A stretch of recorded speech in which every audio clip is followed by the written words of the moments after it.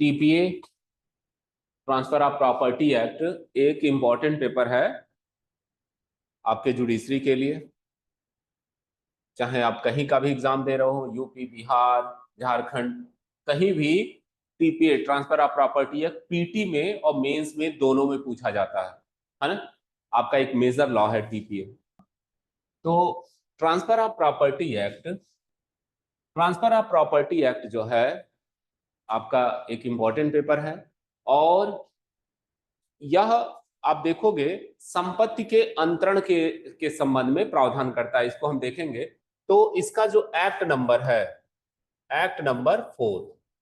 देखो, किसी भी अधिनियम को जब पढ़ो तो चूंकि आपको एग्जाम देना है, तो एग्जाम में कैसे क्वेश्चन बनते हैं, एग्जाम में क्या पूछा जाएगा, है ना। तो ये भी जानना जरूरी है। जैसे आपसे पूछ दिया जाएगा कि टीपीए का एक्ट नंबर क्या है, तो क्या बताओगे? 4। एक्ट नंबर इसका 4 है। और यह इनैक्ट हुआ था। इनैक्ट मतलब कि कब यह इसका इनैक्टमेंट डेट क्या है? इनैक्ट हुआ था 17 फरवरी 1882। 1882। और इन्फोर्स हुआ था, इन्फोर्समेंट डेट है इसका 1 जुलाई 1882। यानी इनैक्टमेंट डेट इसका क्या है? इनैक्टमेंट होता है जिस दिन इस पर सिग्नेचर करता है राष्ट्रपति या गवर्नर जनरल। तो उस समय तो गवर्नर जनरल था। तो जिस दिन यह सिग्नेचर करता है तो वह क्या होता है? वह इनैक्टमेंट डेट होता है। और जिस दिन यह लागू होता है, राज्य सरकार सरकारी गजट में जब इसको प्रकाशित करती है, तो वह क्या होता है? इन्फोर्समेंट डेट होता है ना। जैसे बीएसए का इनैक्टमेंट डेट क्या है? बीएसए का इनैक्टमेंट डेट क्या है? 25 दिसंबर, है ना। और 2023। और लागू कब हुआ था? 1 जुलाई 2024। तो उसी तरीके से हर एक्ट का जो है इस तरह होता है। आप दोनों दोनों ध्यान रखोगे। और दूसरी चीज कि इसमें जो टीपीए है उसमें 8 अध्याय हैं। ये भी इंपॉर्टेंट है। 8 अध्याय हैं और 137 धाराएं, 137 धाराएं हैं। और टीपीए हमारा जो ट्रांसफर ऑफ प्रॉपर्टी एक्ट है, वह संविधान के समवर्ती सूची का विषय है। उस दिन भी, कल भी हम इसको बताए थे आपको। समवर्ती सूची का विषय है जो एंट्री नंबर प्रविष्ट संख्या 6 पर दिया गया है। प्रविष्ट संख्या 6। जैसे हम कल बताए थे ना, जिस दिन हम लोगों की सीपीसी क्लास थी, कि आप आईपीसी यानी बीएनएस किस एंट्री पे है, सीआरपीसी किस एंट्री पे है, ये सब आपको जानना जरूरी है। क्योंकि पीटी में यही क्वेश्चन पूछ देगा, टीपीए संविधान के किस अनुसूची का विषय है। आसान क्वेश्चन है, लेकिन अगर आपने नहीं पढ़ा तो गलत कर जाओगे। तो टीपीए जो है संविधान के समवर्ती सूची का विषय है। और किस नंबर पे दिया गया है? 6 नंबर पे, एंट्री नंबर 6 पे दिया गया। तो ये है। अब जो है यह हमें देखना है कि सबसे पहले ट्रांसफर और प्रॉपर्टी ये क्या है। पहले हम प्रॉपर्टी को समझेंगे, फिर ट्रांसफर को समझेंगे कि ट्रांसफर होता क्या है।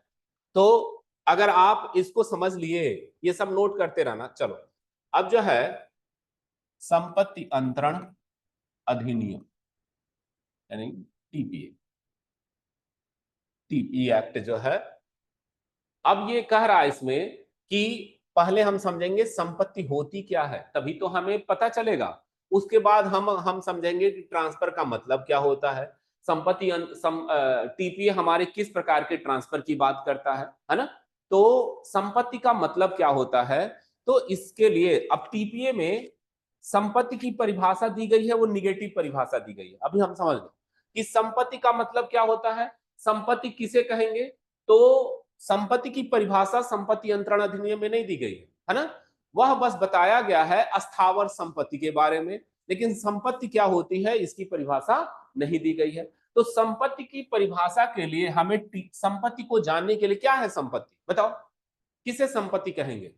संपत्ति का मतलब होता है क्या? दो चीजें। हमें इसके लिए हमें विधि शास्त्र में जाना पड़ेगा, जूरिस्प्रूडेंस में।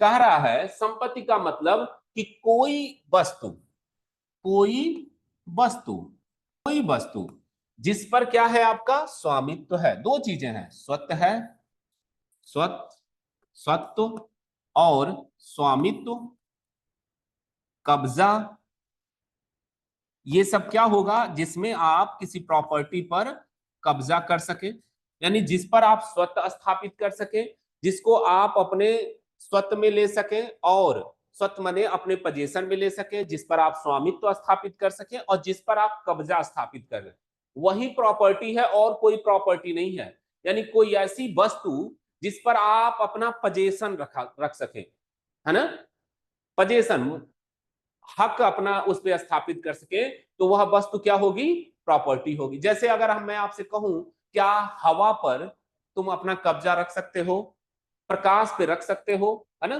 धूप पे रख सकते हो, नहीं ना, तो ये संपत्ति नहीं है। ऐसी संपत्ति जिस पर आपका कब्जा है। कुछ ऐसी प्रॉपर्टी होती है रसनलियस प्रॉपर्टी, है ना, जब आप धारा 6 पढ़ोगे तो उसमें बताया गया रसनलियस प्रॉपर्टी, और यानी स्वामी विहीन प्रॉपर्टी, उसको बोलते हैं रसनलियस प्रॉपर्टी, रसनलियस संपत्ति। जैसे स्वामी विहीन संपत्ति, स्वामी विहीन संपत्ति वह भी संपत्ति के अंतर्गत नहीं आता। स्वामी विहीन संपत्ति का मतलब कि अगर अगर जो प्रॉपर्टी है, हाँ अभी जब, यानी स्वामी विहीन प्रॉपर्टी का मतलब ऐसी संपत्ति जिस पर जिसका कोई स्वामी नहीं है ना, वो भी हमारा टीपीए का विषय नहीं है। संपत्ति के लिए आवश्यक है कि उस वक्त क्या है, आपके कब्जे में। जैसे सपोज करो कि अगर कोई वस्तु सड़क पे गिरी पड़ी है, मूल्यवान वस्तु है, लेकिन क्या उस वस्तु को आप बेच सकते हो, उस वस्तु को ट्रांसफर कर सकते हो जो जो सड़क पे गिरी है, उसका कोई स्वामी का आता पता नहीं है।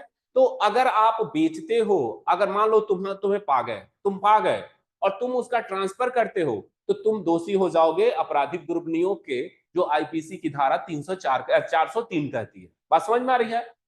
क्यों? क्योंकि वो स्वामी विहीन प्रॉपर्टी पर आप क्या कर सकते हैं, आप स्वतः स्थापित नहीं कर सकते, है ना। आप उसको उसको कहां दीजिए, पुलिस को दीजिए अगर कोई प्रॉपर्टी आप पा रहे हो तो। एक रसनलियस प्रॉपर्टी होती है और एक प्रॉपर्टी होती है एक्स्ट्रा कॉमोडियम। एक्स्ट्रा कॉमोडियम मतलब जो व्यापार योग्य प्रॉपर्टी नहीं है, व्यापार योग्य प्रॉपर्टी नहीं है। जैसे मान लो ताजमहल, क्या ताजमहल को बेचा जा सकता है? क्या लाल किला को बेचा जा सकता है? नहीं ना। तो यह जो है, यह इस तरह की प्रॉपर्टी भी हमारे संपत्ति यंत्रण के विषय में नहीं है। यानी प्रॉपर्टी जो जिस पर हम स्वतः स्थापित कर सके, जिस पर हम कब्जा स्थापित कर सके, वही क्या होगी, प्रॉपर्टी के अंतर्गत आएगी। अब जो है ये कह रहा है कि स्वामित्व का मतलब क्या है, स्वामित्व क्या है, तो स्वामित्व का मतलब कि जिस, स्वामित्व किसे कहोगे, स्वामित्व का मतलब यह है कि संपत्ति का आप प्रयोग कर रहे हो, यानी आप संपत्ति का प्रयोग कर रहे हो, यानी उपभोग कर रहे हो। प्रयोग करना, संपत्ति का अंतरण करना, यानी आपको संपत्ति का अंतरण करने का, संपत्ति को नष्ट करने का।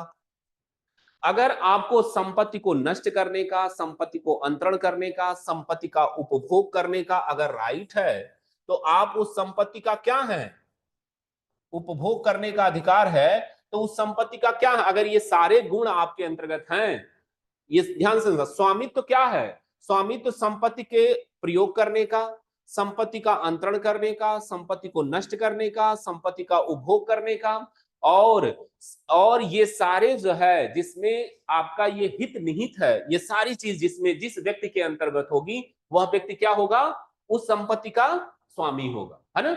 यानी अगर आपसे कहेंगे संपत्ति का मतलब क्या हुआ, तो संपत्ति का मतलब ये है कि जिस पर हम क्या कर सके, कब्जा स्थापित कर सके, जिस पर हम स्वामित्व स्थापित कर सके, वही प्रॉपर्टी क्या होगी, वही वस्तु क्या होगी, संपत्ति के अंतर्गत आएगी। दूसरी चीज, स्वामी कौन है, किसे हम स्वामी कहेंगे, तो स्वामी वह व्यक्ति होगा जिस व्यक्ति को संपत्ति का प्रयोग करने का अधिकार है, जिस व्यक्ति को संपत्ति को अंतरण करने का अधिकार है, जिस व्यक्ति को संपत्ति का नष्ट करने का अधिकार है और उसको उपभोग करने का अधिकार है। ये सारे अधिकार जिसके अंतर्गत होंगे, वह क्या होगा, स्वामी होगा। सर, संपत्ति का प्रयोग और संपत्ति का उपभोग ये अलग अलग बातें हैं? नहीं, एक ही तरह का, यानी संपत्ति का प्रयोग कर रहा है अपने उपभोग में। उपभोग का मतलब कि अगर जैसे मान लो कुछ ऐसे व्यक्ति होते हैं कि जैसे मान लो तुम किराए पे रह रहे हो किसी मकान को लेकर, तो तुम तो उस मकान का उपभोग कर रहे हो ना, है ना? लेकिन क्या उस मकान का तुम अंतरण कर सकते हो? नहीं। उस कमरे का अंतरण कर सकते हो? क्या किसी दूसरे व्यक्ति को कह सकते हो कि नहीं मेरे स्थान पे दूसरा व्यक्ति आएगा? नहीं ना। तो ये सारे राइट जिसके पास होंगे वह क्या होगा? वही स्वामी होगा। अब आप जब आगे टीपीए पढ़ोगे तो देखोगे कि इसमें अगर केवल यह स्वामी क्या कर रहा? अपने एक अधिकार का अंतरण कर रहा है। अगर इसमें से कोई एक अधिकार अपना अंतरण कर रहा है तो वह अंतरण क्या होता है? कभी पट्टा कहलाता है, कभी जो है वो क्या बंधक कहलाता है। इस तरह का केवल एक अधिकार का अंतरण कर रहा है। तो स्वामित्व क्या है? स्वामित्व अधिकारों का गुच्छा है। स्वामित्व क्या है? स्वामित्व अधिकारों का गुच्छा है। अगर आपसे कोई पूछे स्वामित्व क्या है, तो स्वामी कौन है? तो स्वामी अधिकारों का गुच्छा है। अधिकारों का गुच्छा। गुच्छा का मतलब उसमें कई तरह के हैं, अम्ब्रेला है। जो पोजीशन है एक तरीके से अम्ब्रेला है, यानी वह कई तरह के अधिकारों को अपने पास रखता है। तो वही व्यक्ति क्या होगा? स्वामी होगा। अच्छा, अब हमने देख लिया कि संपत्ति क्या है। तो अब यह जो संपत्ति है, ध्यान से समझना, कि जिस पर हम कब्जा रख सकें यानी जिस पर हम स्वामित्व रख सकें वही संपत्ति के अंतर्गत आएगा। अब हम देखेंगे कि यह जो संपत्ति है वह कितने तरीके से हो सकती है। वह संपत्ति कितने तरीके से हो सकती है। जो यह संपत्ति है वह कितने तरीके से हो सकती है, ये नोट करते चलना। तो कहा कि जो संपत्ति है, हमने देख लिया संपत्ति, तो वह दो तरीके की होगी। एक होगी मूर्त संपत्ति, मूर्त संपत्ति, और एक होगी अमूर्त संपत्ति। मूर्त संपत्ति का मतलब कि जिसे हम अपने आंखों से देख सकें, अपने आंखों से जो देख सकें वो संपत्ति क्या है? मूर्त संपत्ति। अमूर्त संपत्ति जिसको हमें अपनी आंखों से देख नहीं सकते, बस महसूस कर सकते हैं, तो वह जो संपत्ति होगी वह कौन सी होगी? अमूर्त संपत्ति होगी। अब मूर्त संपत्ति क्या होती है? दो तरह की होगी। एक होती है चल संपत्ति और एक होती है अचल संपत्ति, है ना? जो हम देख रहे हैं, जैसे मकान देख रहे हैं, गाड़ी देख रहे हैं, अंगूठी देख रहे हैं, घड़ी देख रहे हैं, तो वह जो चल संपत्ति और एक अचल संपत्ति। अब चल संपत्ति क्या कहेंगे? किसे चल संपत्ति कहेंगे? कौन सी है चीज चल संपत्ति? मूवेबल प्रॉपर्टी क्या है? एक वह संपत्ति जिसे आसानी से हम एक व्यक्ति से दूसरे व्यक्ति तक ट्रांसफर कर सकते हैं बिना उसके स्वरूप को चेंज किए। ये भी ध्यान रखना, जैसी वह प्रॉपर्टी है वैसे ही हम दूसरे को अगर दे रहे हैं, उसका स्वरूप चेंज नहीं हो रहा है, तो वह प्रॉपर्टी क्या होगी? चल प्रॉपर्टी। जैसे आप गाड़ी दे रहे हो तो गाड़ी का जब दूसरे को ट्रांसफर करते हो तो गाड़ी का स्वरूप चेंज थोड़ा ना होता है। उसी तरीके से हम कब्जा ट्रांसफर करते हैं, तो वह क्या होगी? वह और आसानी से हम उसी रूप में किसी अन्य व्यक्ति को दे सकते हैं, तो वह क्या होगी? चल संपत्ति।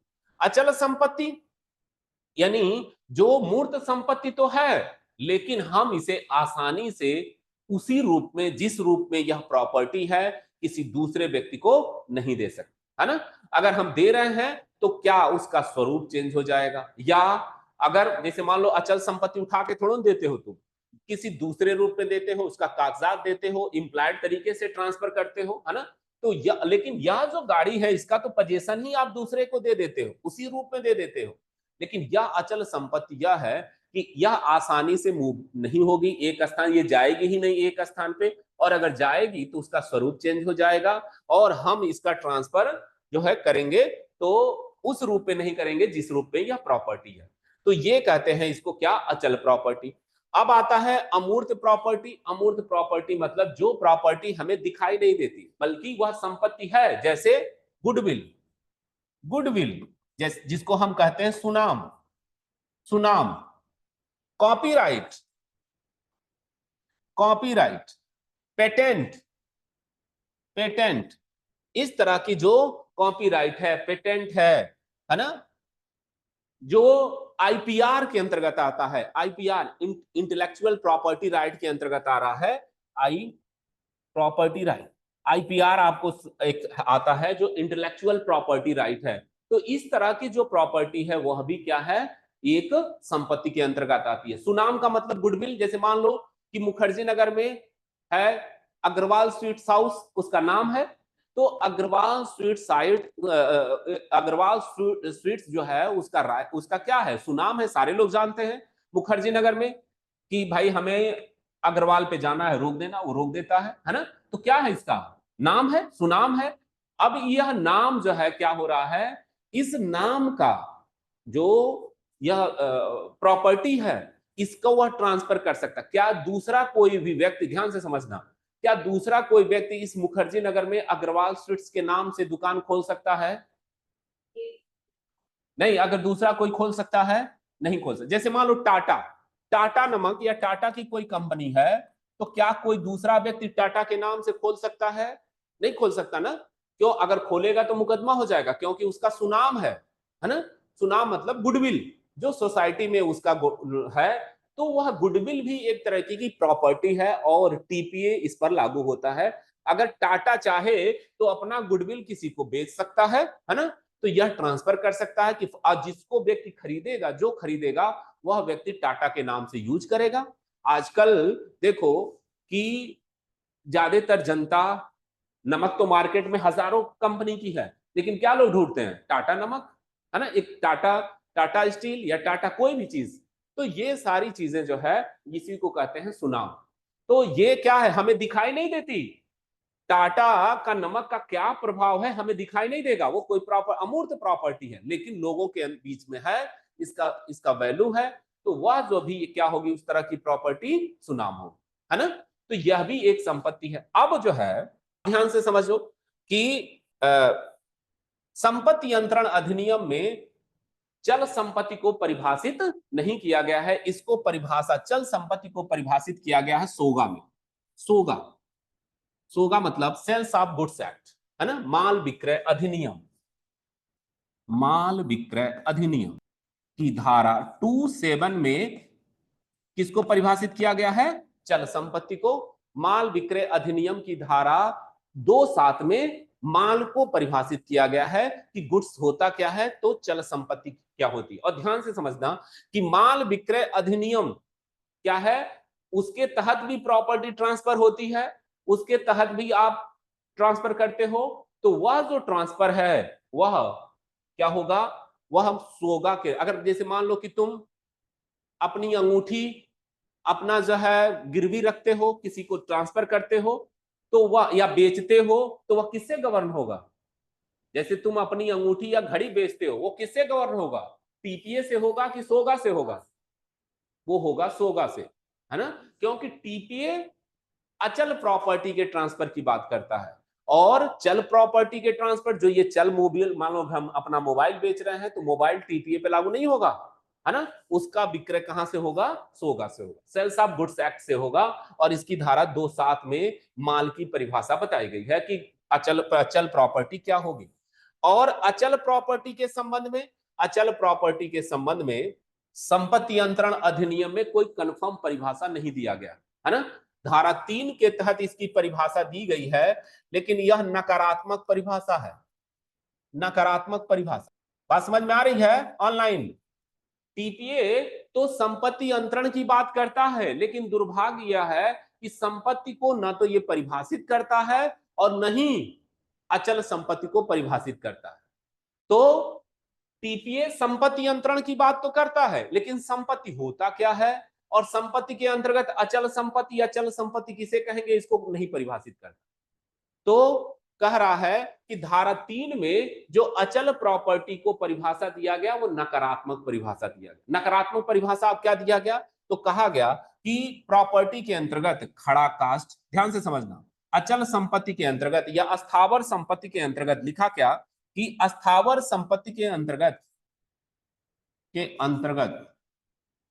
खड़ा कास्ट, उगती फसलें और घास को छोड़कर छोड़कर संपत्ति आती हैं।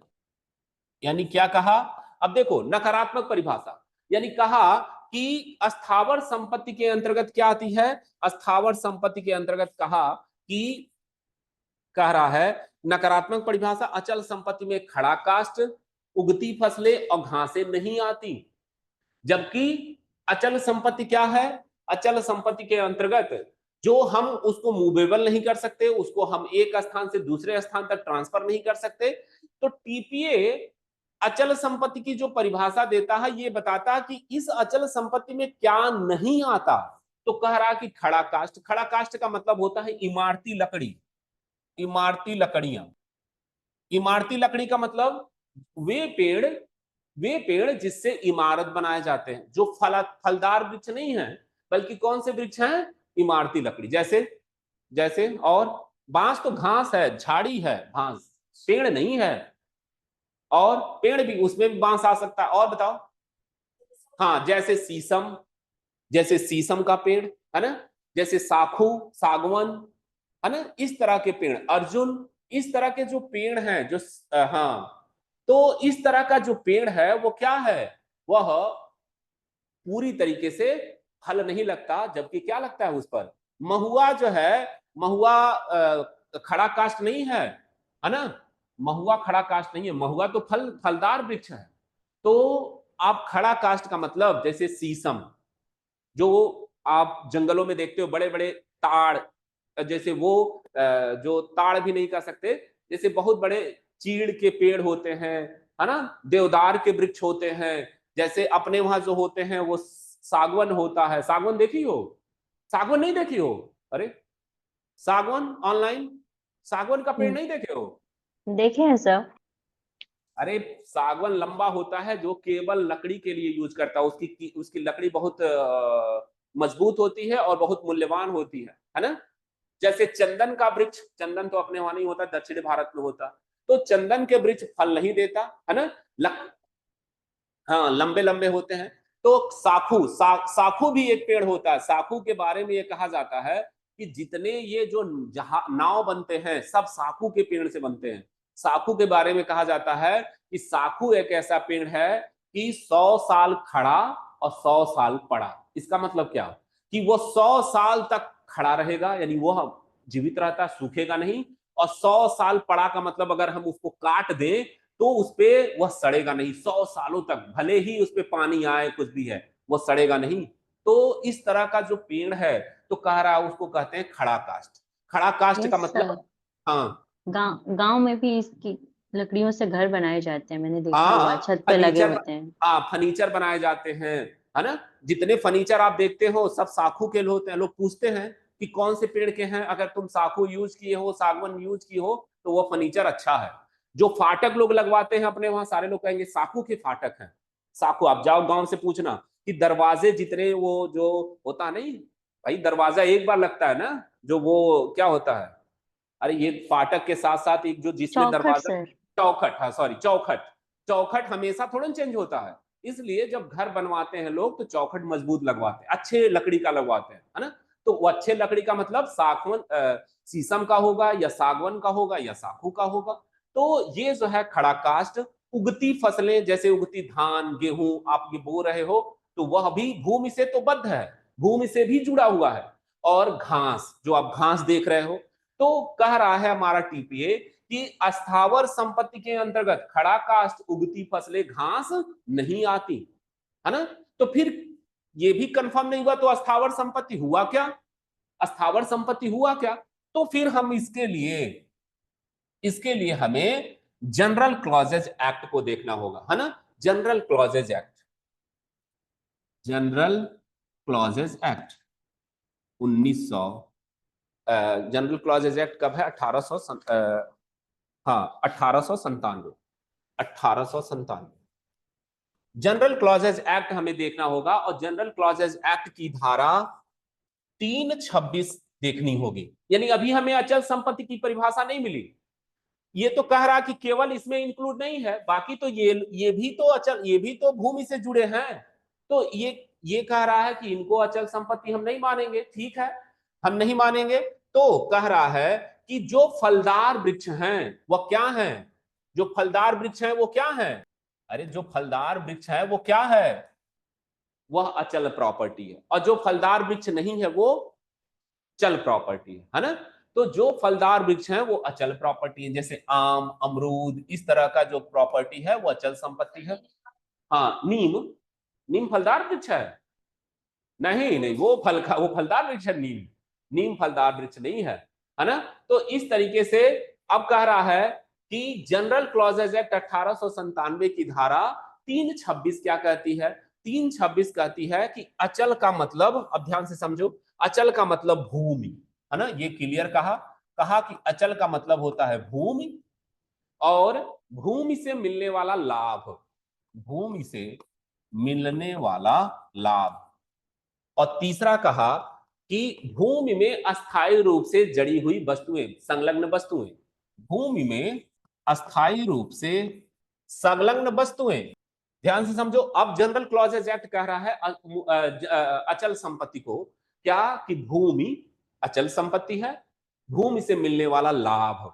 अब भूमि से मिलने वाला लाभ मतलब, भूमि से मिलने वाला लाभ का मतलब, जैसे जैसे भूमि के अंदर अगर कोई खनिज आप पा रहे हो, जो खनिज पदार्थ है, खनिज पदार्थ, है ना, खनिज पदार्थ अगर आप जो है वो कर रहे हो, तो वह यानी खनिज पदार्थ। जैसे आप ईंट बनाने के लिए जब कोई करता है तो मिट्टी से यूज करता है, तो जब तक वह ईंट नहीं बना है, ईंट बन जाए तब वो चल प्रॉपर्टी हो गई, लेकिन जब तक वह ईंट के रूप में मिट्टी का हम उसको कर रहे हैं, तब तक वो अचल प्रॉपर्टी है। तो भूमि से मिलने वाला लाभ। दूसरी चीज, जैसे भूमि पर हम कोई मेला लगवाते हैं, जैसे गांव में क्या होता है, किसी के भूमि पर बाजार लगता है और वह व्यक्ति उस पर क्या करता है, टैक्स वसूल करता है कि भाई दुकानदार जो लगाए हैं वो पैसा दीजिए। या सपोज करो जैसे तुम मकान में रह रहे हो, जिस मकान में किराए के रूप में, तो तुम किराया जो देते हो वो किराया क्या है, चल प्रॉपर्टी है कि अचल प्रॉपर्टी? अचल प्रॉपर्टी। भूमि से मिलने वाला लाभ जैसे किराया, किराया जैसे जैसे मेले मेले के लिए आप कोई जो है भाटक वसूल करते हैं, मेला लगवाते हैं, तो यह जो है, जैसे आप नाव चलाते हैं, नाव चलाने पर कुछ आपको मिलता है, जैसे ये सारी चीजें, सिंघाड़ा निकालते हैं पानी से, ये सब क्या होगा, यह अचल प्रॉपर्टी है ना। जैसे मछली निकालते हैं, मछली, तो जैसे आप ध्यान से समझना, अगर मछली तालाब में है तब तक वो क्या है, अचल प्रॉपर्टी। और मछली निकल गई तालाब से तो फिर क्या हो गई, चल प्रॉपर्टी हो गई, है ना। तो कह रहा है कि भूमि, जैसे अगर आपको तालाब की मछलियां बेचना है, तालाब की मछलियां बेचना है, तो आपको क्या करना पड़ेगा, जैसे आप अचल प्रॉपर्टी बेचते हो वैसे आपको ट्रांसफर करना पड़ेगा, आपको पट्टा करना पड़ेगा, है ना। जैसे गांव में देखो जो तालाब है वो क्या होता है, पट्टा होता है, वहां पट्टा यूज किया गया कि आप देखो, अरे उनके नाम से ये पट्टा है, यह तालाब, गांव का जो गांव का ग्राम प्रधान होता है वो पट्टा देता है कि 10 साल या 5 साल आप इस तालाब से मछली पकड़ोगे, तो पट्टा अचल प्रॉपर्टी की होती है।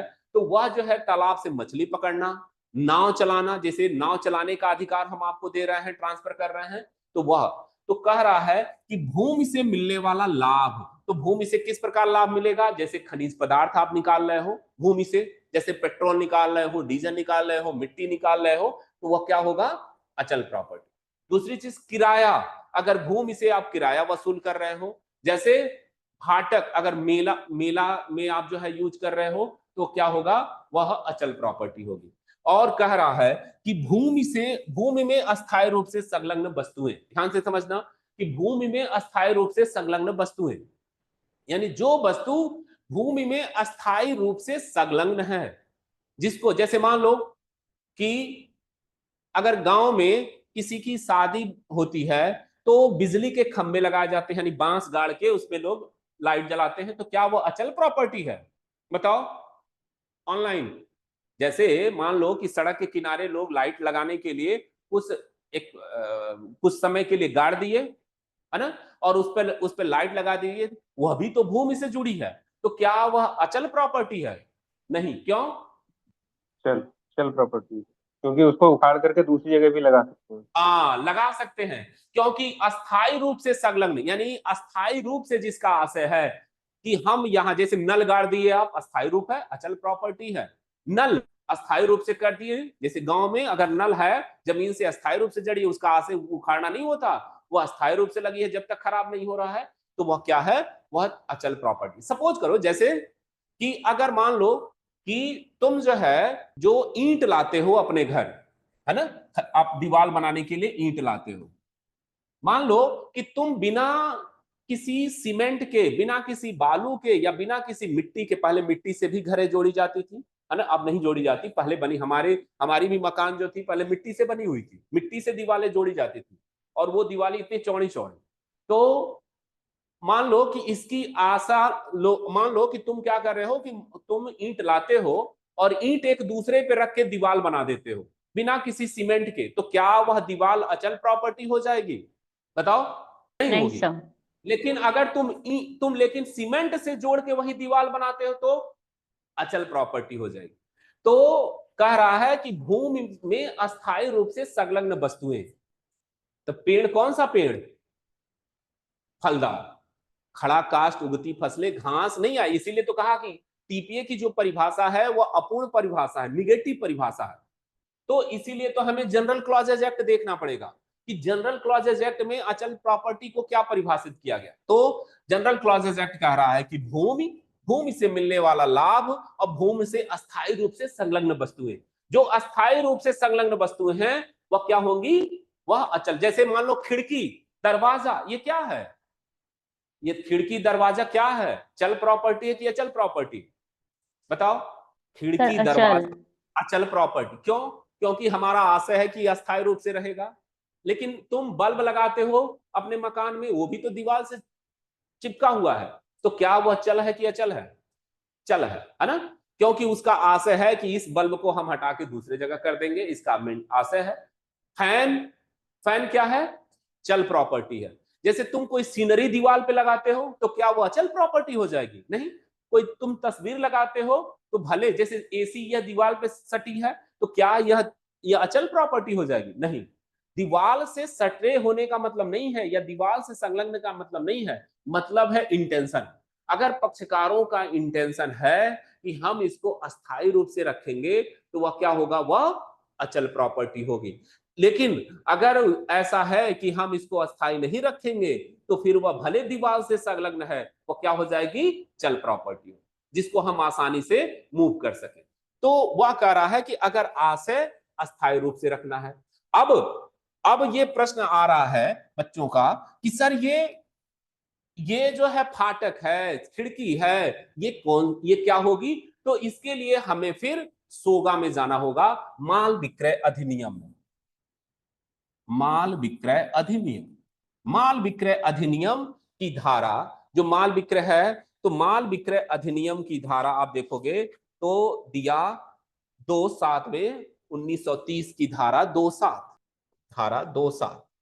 तो अब ये क्या परिभाषा दे रहा है? ये माल मतलब चल प्रॉपर्टी की, चल प्रॉपर्टी, चल संपत्ति को परिभाषा दे रहा है।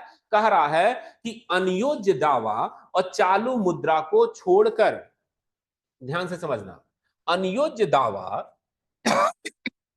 अनियोज्य दावा या चालू मुद्रा को छोड़कर, चालू मुद्रा को छोड़कर क्या है?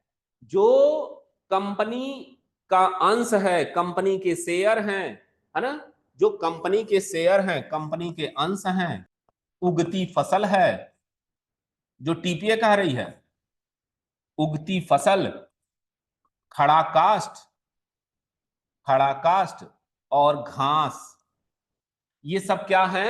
यह। लेकिन अनियोज्य दावा और चालू मुद्रा को छोड़कर, चालू मुद्रा जो जो आप पैसा देख रहे हो, जैसे 100 रुपए की नोट, 1 रुपए की नोट, क्या वो अचल प्रॉपर्टी है? नहीं। वो प्रॉपर्टी सोगा का, उसे आप विक्रय नहीं कर सकते। ध्यान से समझो, ये जो 100 रुपए की नोट है या 1 रुपए का सिक्का है, आप इसको बेच नहीं सकते, ये संपत्ति नहीं है। ये तो संपत्ति को खरीदने का एक माध्यम है, यह संपत्ति नहीं है। अगर आप 100 रुपए बेच रहे हो, ध्यान से समझो, जैसे मान लो कि तुम 100 रुपए नोट के रूप में और 100 रुपए सिक्के के रूप में, तो अगर हम इसको दे रहे हैं एक दूसरे को, तो क्या होगा? ये विक्रय होगा। ये किसको क्या कहते हैं? इसको क्या कहेंगे निर्मला? अगर, सर मुद्रा। अरे मुद्रा तो ये है ही है, लेकिन इसको कहेंगे क्या? अगर मान लो कि हम जो है, ये एक माध्यम है। क्या होगा? ये सर ये एक माध्यम है। नहीं, माध्यम नहीं। जैसे मान लो हम तुमसे कहे कि तुम मेरे पास 500 रुपए की नोट है, हमें 500 रुपए के सिक्के दे दो, तो तुम 500 रुपए के बदले 500 रुपए के सिक्के दे रहे हो, ये क्या है? ये लेन देन नहीं, अंतरण। अंतरण। अंतरण, इसको कहते हैं विनिमय, हाँ सॉरी, विनिमय। इसको कहते हैं एक्सचेंज, है ना? ये एक्सचेंज है, हाँ यह जो है विनिमय है, एक्सचेंज है। तो सोगा कह रहा है, ध्यान से समझो, सोगा कह रहा है कि अनियोज्य दावा, भी हम अनियोज्य दावा देखेंगे क्या होता है। अनियोज्य दावा और चालू मुद्रा को छोड़कर, यह भले मुद्रा है, भले ही 100 रुपए की नोट है, लेकिन यह चल प्रॉपर्टी नहीं है और नहीं अचल प्रॉपर्टी है। यह जो है इसके लिए करेंसी एक्ट लागू होती है, इसके लिए इंडियन पेपर एक्ट लागू होता है। सर आवाज नहीं आ रही थी क्या? नहीं, आवाज नहीं आ रही थी निर्मला तुम्हारी? हाँ, तो अब ये कह रहा है कि यानी, लेकिन अगर मुगल कालीन सिक्का है, मुगल कालीन मुद्रा है, तो अगर यह मुगल कालीन पैसा है, तो क्या यह प्रॉपर्टी हो सकती है, चल प्रॉपर्टी? नहीं सर, क्यों नहीं? क्योंकि उसका जमाना गया, अब तो सर अचल अरे प्रॉपर्टी में आएगी। ध्यान से समझो, जमाना गया नहीं, ये चालू मुद्रा लिखा ना, चालू मुद्रा, ये चालू मुद्रा, ये चालू मुद्रा नहीं है। तो ये जब चालू मुद्रा नहीं है तो यह चल प्रॉपर्टी हो सकती है, लेकिन चालू जो मुद्रा है वह अचल प्रॉपर्टी, चल प्रॉपर्टी नहीं होगी। यानी हम क्या देख रहे हैं, संपत्ति, जो संपत्ति यानी हमारा जो अनियोज्य दावा है और जो हमारा पैसा है जो चल रहा है, वह भले मूवेबल है देखने को, लेकिन वह प्रॉपर्टी के अंतर्गत नहीं आता, उसका हम ट्रांसफर नहीं कर सकते। लेकिन अगर कोई कहे कि भाई मेरे पास मुगल टीपू सुल्तान की तलवार, मुगल कालीन सिक्का, ये सब क्या है, आज लोग नीलाम में खरीदते हैं, तो वह संपत्ति है जिसको हम खरीद सकते हैं चालू पैसा देकर। इस मुगल कालीन सिक्के को बहुत लोग खरीदते हैं। टीपू सुल्तान की तलवार देखो, करोड़ों अरबों रुपए में नीलाम हो रही है। तो ये सब क्या है, यह चल संपत्ति है ना? तो अगर जो प्रचलित मुद्रा है वह चल संपत्ति नहीं है, लेकिन जो मुद्रा बंद हो चुकी, जैसे हड़प्पा कालीन मुद्रा है, तो वह अगर इस समय वो हड़प्पा कालीन मुद्रा मिल जाए तो वो कौन सी संपत्ति होगी, चल प्रॉपर्टी होगी। और उसको हम क्या कर सकते हैं, अंतरण कर सकते हैं, किसी को बेच सकते हैं, किसी को हम ट्रांसफर कर सकते हैं, दान कर सकते हैं, तो वह क्या है, वह संपत्ति। बात समझ में आ रही है? तो अब ये कह रहा है कि कंपनी के अंश, ये सब क्या है, यह कंपनी का जो शेयर है वह भी क्या है, एक तरीके से चल प्रॉपर्टी। अब कह रहा है कि ध्यान से समझ लो कि अगर जो भूमि में संलग्न वस्तुएं हैं, भूमि में संलग्न वस्तु, जो भूमि में अस्थायी रूप से संलग्न वस्तु है, जैसे दरवाजा, खिड़की, है ना? तो दो दरवाजा और खिड़की है, तो जब तक यह मकान में संलग्न है तब तक तो यह अचल प्रॉपर्टी है, लेकिन अचल संपत्ति है। लेकिन पक्षकार अपना मकान बेच रहा है और कह रहा है कि हम अपने मकान के दरवाजे और खिड़कियां निकाल लेंगे, यानी संविदा से, यानी विक्रय की संविदा से पूर्व या विक्रय की संविदा के पश्चात अगर पक्षकारों का आशय है कि भूमि में संलग्न वस्तुओं को हम निकाल लेंगे, तो वह जो वस्तु होगी वह क्या हो जाएगी, वह क्या हो जाएगी, चल प्रॉपर्टी। लेकिन अगर वह पक्षकार ऐसा नहीं कोई कॉन्ट्रैक्ट कर रहे हैं, हम निकालेंगे नहीं, तो वह क्या होगी, अचल। बात हमारी समझ में आ रही है? हाँ, तो जो फलदार वृक्ष है वह अचल प्रॉपर्टी है, जैसे आम का पेड़, महुए का पेड़, है ना, सेब, इस तरह के जो पेड़ हैं वह अचल प्रॉपर्टी है। लेकिन जो इमारती लकड़ियां हैं वह चल प्रॉपर्टी। नीम भी, हाँ नीम भी जो है इमारती लकड़ी है ना, नीम के भी पेड़ आते हैं, नीम के भी। तो इस तरह का जो है ये फलदार वृक्ष नहीं है। तो अब फलदार वृक्ष का मतलब, जैसे मान लो सपोज करो कि कुछ ऐसे पेड़ होते हैं जिनके पत्ते यूज किए जाते हैं। हम आपको ये देंगे, इसमें क्वेश्चन पूछता है पीटी में कि चल प्रॉपर्टी कौन है, अचल प्रॉपर्टी। जैसे तेंदू पत्ता, जैसे बीड़ी बनाने का पत्ता, जो बीड़ी आप पीते हो, वह लोग पीते हैं, वह पत्ते से बनता है। तो वह जो पत्ता है, वह पेड़ है, वो क्या होगा, वह अचल प्रॉपर्टी होगी, है ना। तो इस तरह का अगर आप उसका यूज कर रहे हो, आप, है ना, उसके पत्ते का यूज कर रहे हो, तो वह क्या हो जाएगा।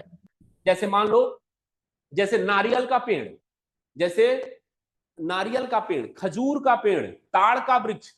तो ताड़ का वृक्ष लकड़ी बनाने का काम नहीं आता, तो ताड़ के वृक्ष से क्या निकालते हैं, ताड़ी निकालते हैं, तो वो क्या हो जाएगा, वह अचल प्रॉपर्टी हो। हाँ, इस तरह का पेड़ जो जिससे दवाइयां बनती हैं, इस तरह के पत्ते यूज किए जाते हैं, तो वह जो है वह अचल प्रॉपर्टी हो जाएगी। लेकिन जिससे केवल इमारती लकड़ी बनाने का काम हो रहा है, वह क्या हो जाएगा, वह चल प्रॉपर्टी। तो ये भले ही भूमि से जुड़े हैं, लेकिन टीपीए कह रहा है कि भूमि से जुड़ने से नहीं मतलब है। अगर वह इमारती लकड़ी है, केवल इमारत बनाने का काम आ रही है, तो वह क्या होगी, वह चल प्रॉपर्टी होगी। लेकिन अगर कोई ऐसा पेड़ है जो अन्य यूज के लिए आ रहा, अन्य यूज का मतलब उसके पत्ते जो है, ताड़ का वृक्ष है, उसके पत्ते, तेंदुए का पत्ता है, बीड़ी बनाने का पत्ता है, इस तरह का जो है अगर यूज हो रहा है, फल यूज हो रहा है, तो सारे जो पेड़ होंगे वह अचल प्रॉपर्टी के अंतर्गत आएंगे।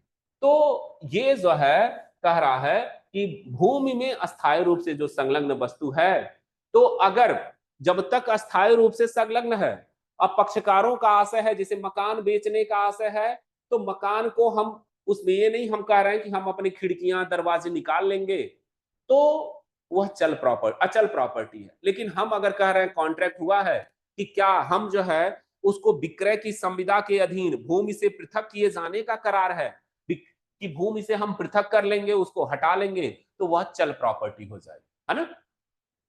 तो इस तरीके से अगर कोई मुगल कालीन सिक्का कौन सी प्रॉपर्टी है, चल प्रॉपर्टी है। प्रचलित मुद्रा कौन सी प्रॉपर्टी है, प्रचलित मुद्रा, वह संपत्ति के अंतर्गत नहीं है, उसके लिए हमें, हाँ ना वो चल है ना अचल है, उसके लिए हमें करेंसी एक्ट और इंडियन पेपर एक्ट के तहत वो गवर्न होता है। जब आप एनआईए पढ़े होगे तो इंडियन करेंसी एक्ट जो है 1871 के आसपास है, वो उसका अलग एक्ट है जिस एक्ट के तहत वो बनता है। तो जैसे बिजली क्या है, बिजली की चोरी क्या है, अचल प्रॉपर्टी है कि चल प्रॉपर्टी, बिजली प्रॉपर्टी है सर, चल प्रॉपर्टी है, बिजली चल प्रॉपर्टी। क्योंकि यह जो है, आप आईपीसी के तहत अगर आप बिजली चुराते हो तो चोरी के दोषी हो जाओ, है ना, आपके ऊपर चोरी के दोषी, और इसके लिए आपको इलेक्ट्रिसिटी एक्ट के तहत भी आपको, इलेक्ट्रिसिटी एक्ट में इस तरह की अगर आप फर्जी कटिया लगाते, गांव में बहुत लोग कटिया लगा के चलाते हैं, कटिया समझ रहे हो, तो अगर हमने देखा, आप क्या देख लिया, हमने ये देख लिया कि अचल प्रॉपर्टी का मतलब, अब पूरी अगर परिभाषा हम देखा जाए तो अचल प्रॉपर्टी का मतलब भूमि से मिलने वाला लाभ, भूमि से संलग्न वस्तुएं जिसमें खड़ा काष्ठ, उगती फसलें और घास नहीं आती। तो ये जो है, इस प्रकार हमने देखा क्या कि अचल प्रॉपर्टी का मतलब क्या, कि भूमि से मिलने वाला लाभ, भूमि से मिलने वाला लाभ का मतलब नाव चलाने का, खनिज निकालने का, किराया वसूल करने का, भाटक का, सिंघाड़ा का, ये सब क्या है, यह अचल प्रॉपर्टी। और भूमि में अस्थायी रूप से संलग्न वस्तुएं भी क्या है, अचल प्रॉपर्टी, और इसमें खड़ा काष्ठ, उगती फसलें और घास नहीं आती। और माल विक्रय अधिनियम में माल की परिभाषा में आप क्या करोगे कि अनियोज्य दावा यह क्या है, यह भी चल प्रॉपर्टी नहीं है, और नहीं चालू मुद्रा भी चल प्रॉपर्टी है। बाकी मुगल कालीन सिक्का चल प्रॉपर्टी है, और कंपनी के अंश, उगती फसल, घास भी क्या है, चल प्रॉपर्टी है। और कह रहा है चल प्रॉपर्टी के अंदर कि जो भूमि में अस्थायी रूप से जो संलग्न वस्तु है, अगर विक्रय के समय करार है कि हम इसको निकाल लेंगे, तब तो वो चल बन जाएगी। लेकिन अगर इस तरह का करार नहीं है तो वो क्या बन जाएगी, अचल बन जाएगी। तो अब आ जाओ, अब यानी हमने देख लिया स्टार्टिंग में कि अब हम पूरा क्लियर हो गया कि अचल प्रॉपर्टी क्या होगी, है ना। तो संपत्ति जो है, जो अचल प्रॉपर्टी है, उसी पर टीपीए लागू होगा। टीपीए चल और अचल दोनों पे लागू होता है। ध्यान से, ये भी क्वेश्चन पीटी में पूछा जाता है कि टीपीए क्या किस पर लागू होता है, तो चल और अचल दोनों पे लागू होता है। लेकिन विक्रय, पट्टा, बंधक, केवल कोई बता सकता है कि टीपीए का कौन सा अध्याय चल और अचल दोनों प्रॉपर्टी पे लागू होता है? अध्याय 2, ये नोट कर लो, अध्याय 2 ये चल और अचल दोनों पे लागू होता है। और उसके साथ ही साथ अध्याय 2 और अध्याय 7, ये भी ध्यान रखना, यह दोनों मुस्लिम पर लागू नहीं होता। मुस्लिम पर लागू नहीं होता। मुस्लिम अगर मुस्लिम है तो उस पर यह लागू, हाँ चैप्टर 2, वेरी गुड। चैप्टर 2 जो है क्या है, चैप्टर 2 चल और अचल दोनों प्रॉपर्टी पे लागू होती है, और अध्याय 7 और अध्याय 2 मुस्लिम पर लागू नहीं होता। मुस्लिम समझ रहे हो ना, जो मुस्लिम है उस पर लागू नहीं होते। ये क्वेश्चन पूछा जाता है कि टीपीए का कौन सा अध्याय मुस्लिम मोहंडम विधि को प्रभावित नहीं करता, तो कौन, अध्याय 2 और अध्याय 7, जिसमें अध्याय 7 में क्या दिया गया है, दान, हिबा।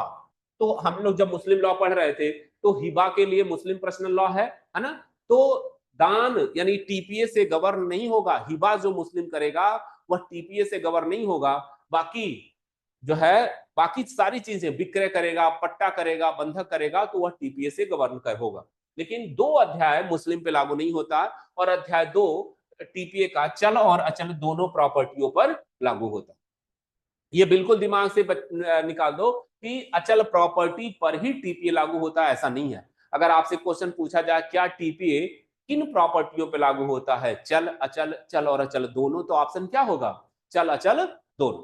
तो इस तरीके से हमने यह देखा कि संपत्ति क्या है। अब क्लियर हो गया कि संपत्ति का मतलब कि ऐसी संपत्ति जिस पर हम स्वामित्व स्थापित कर सके, और जो चल और अचल के रूप में हो सकती है, अमूर्त भी हो सकती है। अमूर्त मतलब जिसको हम अपनी आंखों से नहीं देख सकते, बस अनुभव कर सकते हैं, जैसे गुडविल, कॉपीराइट, पेटेंट, ट्रेडमार्क है ना, ये सारी चीजें। तो ये जो है, ये सारी चीजें जो कॉपीराइट होता है, ये जो है संपत्ति हो गया। अब हम देखेंगे, क्या हमने संपत्ति समझ लिया कि टीपीए किस प्रकार की संपत्ति पर, और संपत्ति का मतलब क्या होता है।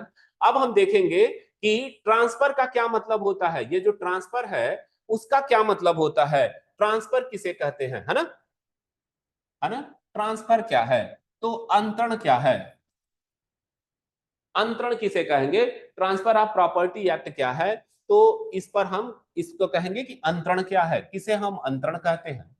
अंतरण का, अब इसके संबंध में आप जाओगे, इसके संबंध में धारा 5 बताई गई है ना, धारा 5 ये बताई गई है कि ट्रांसफर का मतलब क्या होता है। तो धारा 5 ये कह रही है कि यानी संपत्ति एक व्यक्ति से, कौन सी संपत्ति, चाहे अचल प्रॉपर्टी हो चाहे चल प्रॉपर्टी हो, ट्रांसफर का मतलब होता है कि संपत्ति अगर एक व्यक्ति से दूसरे व्यक्ति तक, संपत्ति अंतरण एक ऐसा कार्य है जिसके द्वारा एक जीवित व्यक्ति किसी अन्य जीवित व्यक्ति को वर्तमान में या भविष्य में संपत्ति क्या करता है, स्वयं को या किसी अन्य व्यक्ति को अंतरण करता है, ट्रांसफर करता है, यह कहा जाता है। यानी अंतरण का मतलब होता है कि प्रॉपर्टी क्या होनी चाहिए, एक व्यक्ति से दूसरे व्यक्ति तक चली जाए।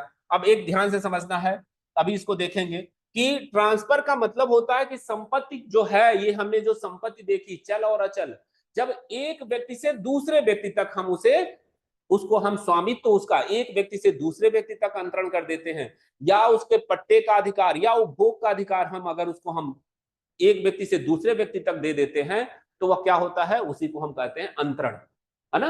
अब यानी अंतरण कौन करेगा, स्वामी करेगा। और स्वामी हमने बताया कि स्वामी तो अधिकारों का गुच्छा है, कई तरह के अधिकार हैं, उपभोग करने का अधिकार है, नष्ट करने का अधिकार है, हित का अधिकार है। तो इन अधिकारों में से क्या होगा, अपना एक अधिकार किसी को ट्रांसफर कर देता है या पूरा अधिकार ट्रांसफर करेगा। तो जब पूरा अधिकार ट्रांसफर करेगा जैसे, तो उसको क्या कहेंगे, उसको कहेंगे विक्रय। जब अपने पूरे अधिकार को ट्रांसफर करता है, जैसे हमने जो बताया था ना कि एक स्वामी को कितने प्रकार के अधिकार होते हैं, तो संपत्ति के प्रयोग, उपभोग का अधिकार, दूसरा संपत्ति के को नष्ट करने का या अंतरण करने का अधिकार, संपत्ति को नष्ट करने का अधिकार,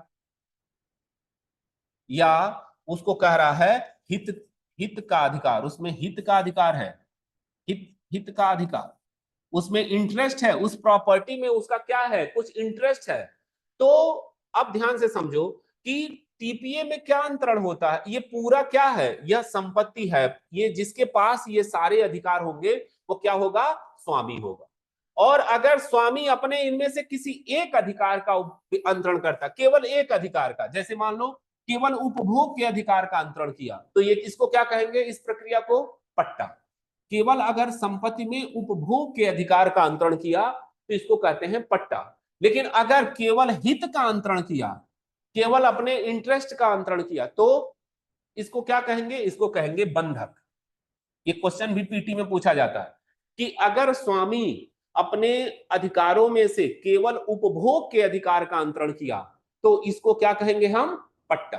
जैसे सपोज करो कि अगर तुम मकान में रह रहे हो जिसके किराए के रूप में, तो क्या वो स्वामी तुम्हें क्या केवल अंतरण किया है? उपभोग।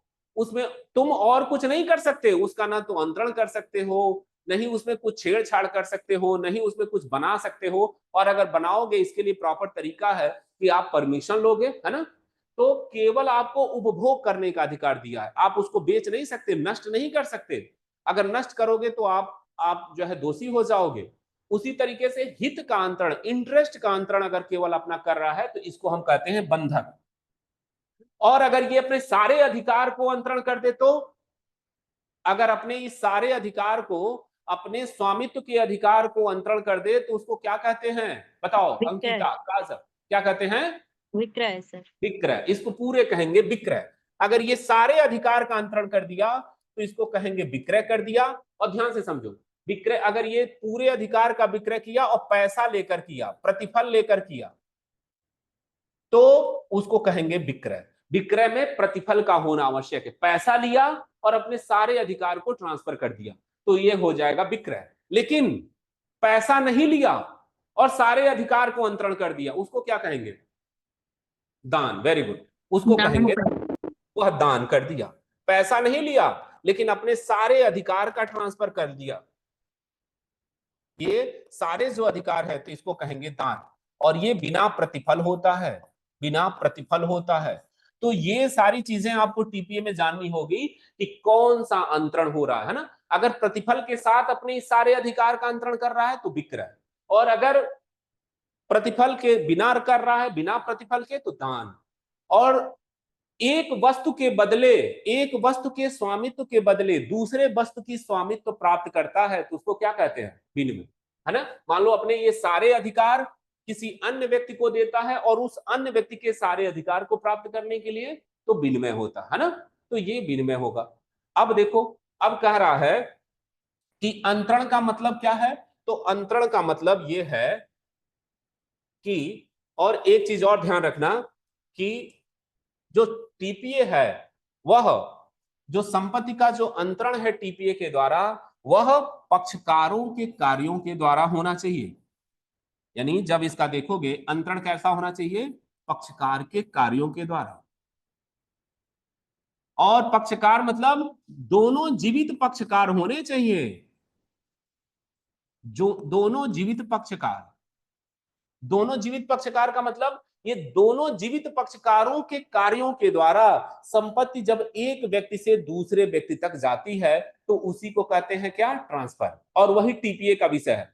जैसे सपोज करो कि अगर हम एक व्यक्ति ए जो है अपनी प्रॉपर्टी ट्रांसफर कर रहा है बी को, लेकिन कह रहा है कि यह प्रॉपर्टी तब जाएगी जब हम मर जाएंगे, तो क्या है ये? क्या यह टीपीए का विषय है? बताओ अंकिता, साफिया, शिल्पा, नहीं सर, ये क्या है? ये वसीयत है या उत्तराधिकार? ये वसीयत है, उत्तराधिकार नहीं, वसीयत। जी सर, वसीयत है। उत्तराधिकार क्यों नहीं होगा? उत्तराधिकार क्यों नहीं होगा? सर, उत्तराधिकार तो जीवित रहने पे ही कर दिया जाता है ना। नहीं नहीं, उत्तराधिकार होता है लॉ के अकॉर्डिंग, और ये खुद अपने अकॉर्डिंग कर रहा है। ध्यान से समझना, ये उत्तराधिकार में अपना कुछ नहीं कर सकता कि हमारे मरने के बाद प्रॉपर्टी इनको इनको जाएगी, ऐसा कुछ नहीं कर सकता, ये तो लॉ बताएगा उसका।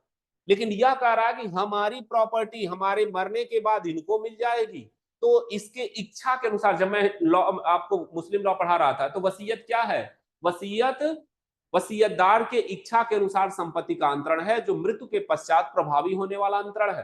तो यह जो अपने इच्छा के अनुसार, और उत्तराधिकार में इच्छा होती है?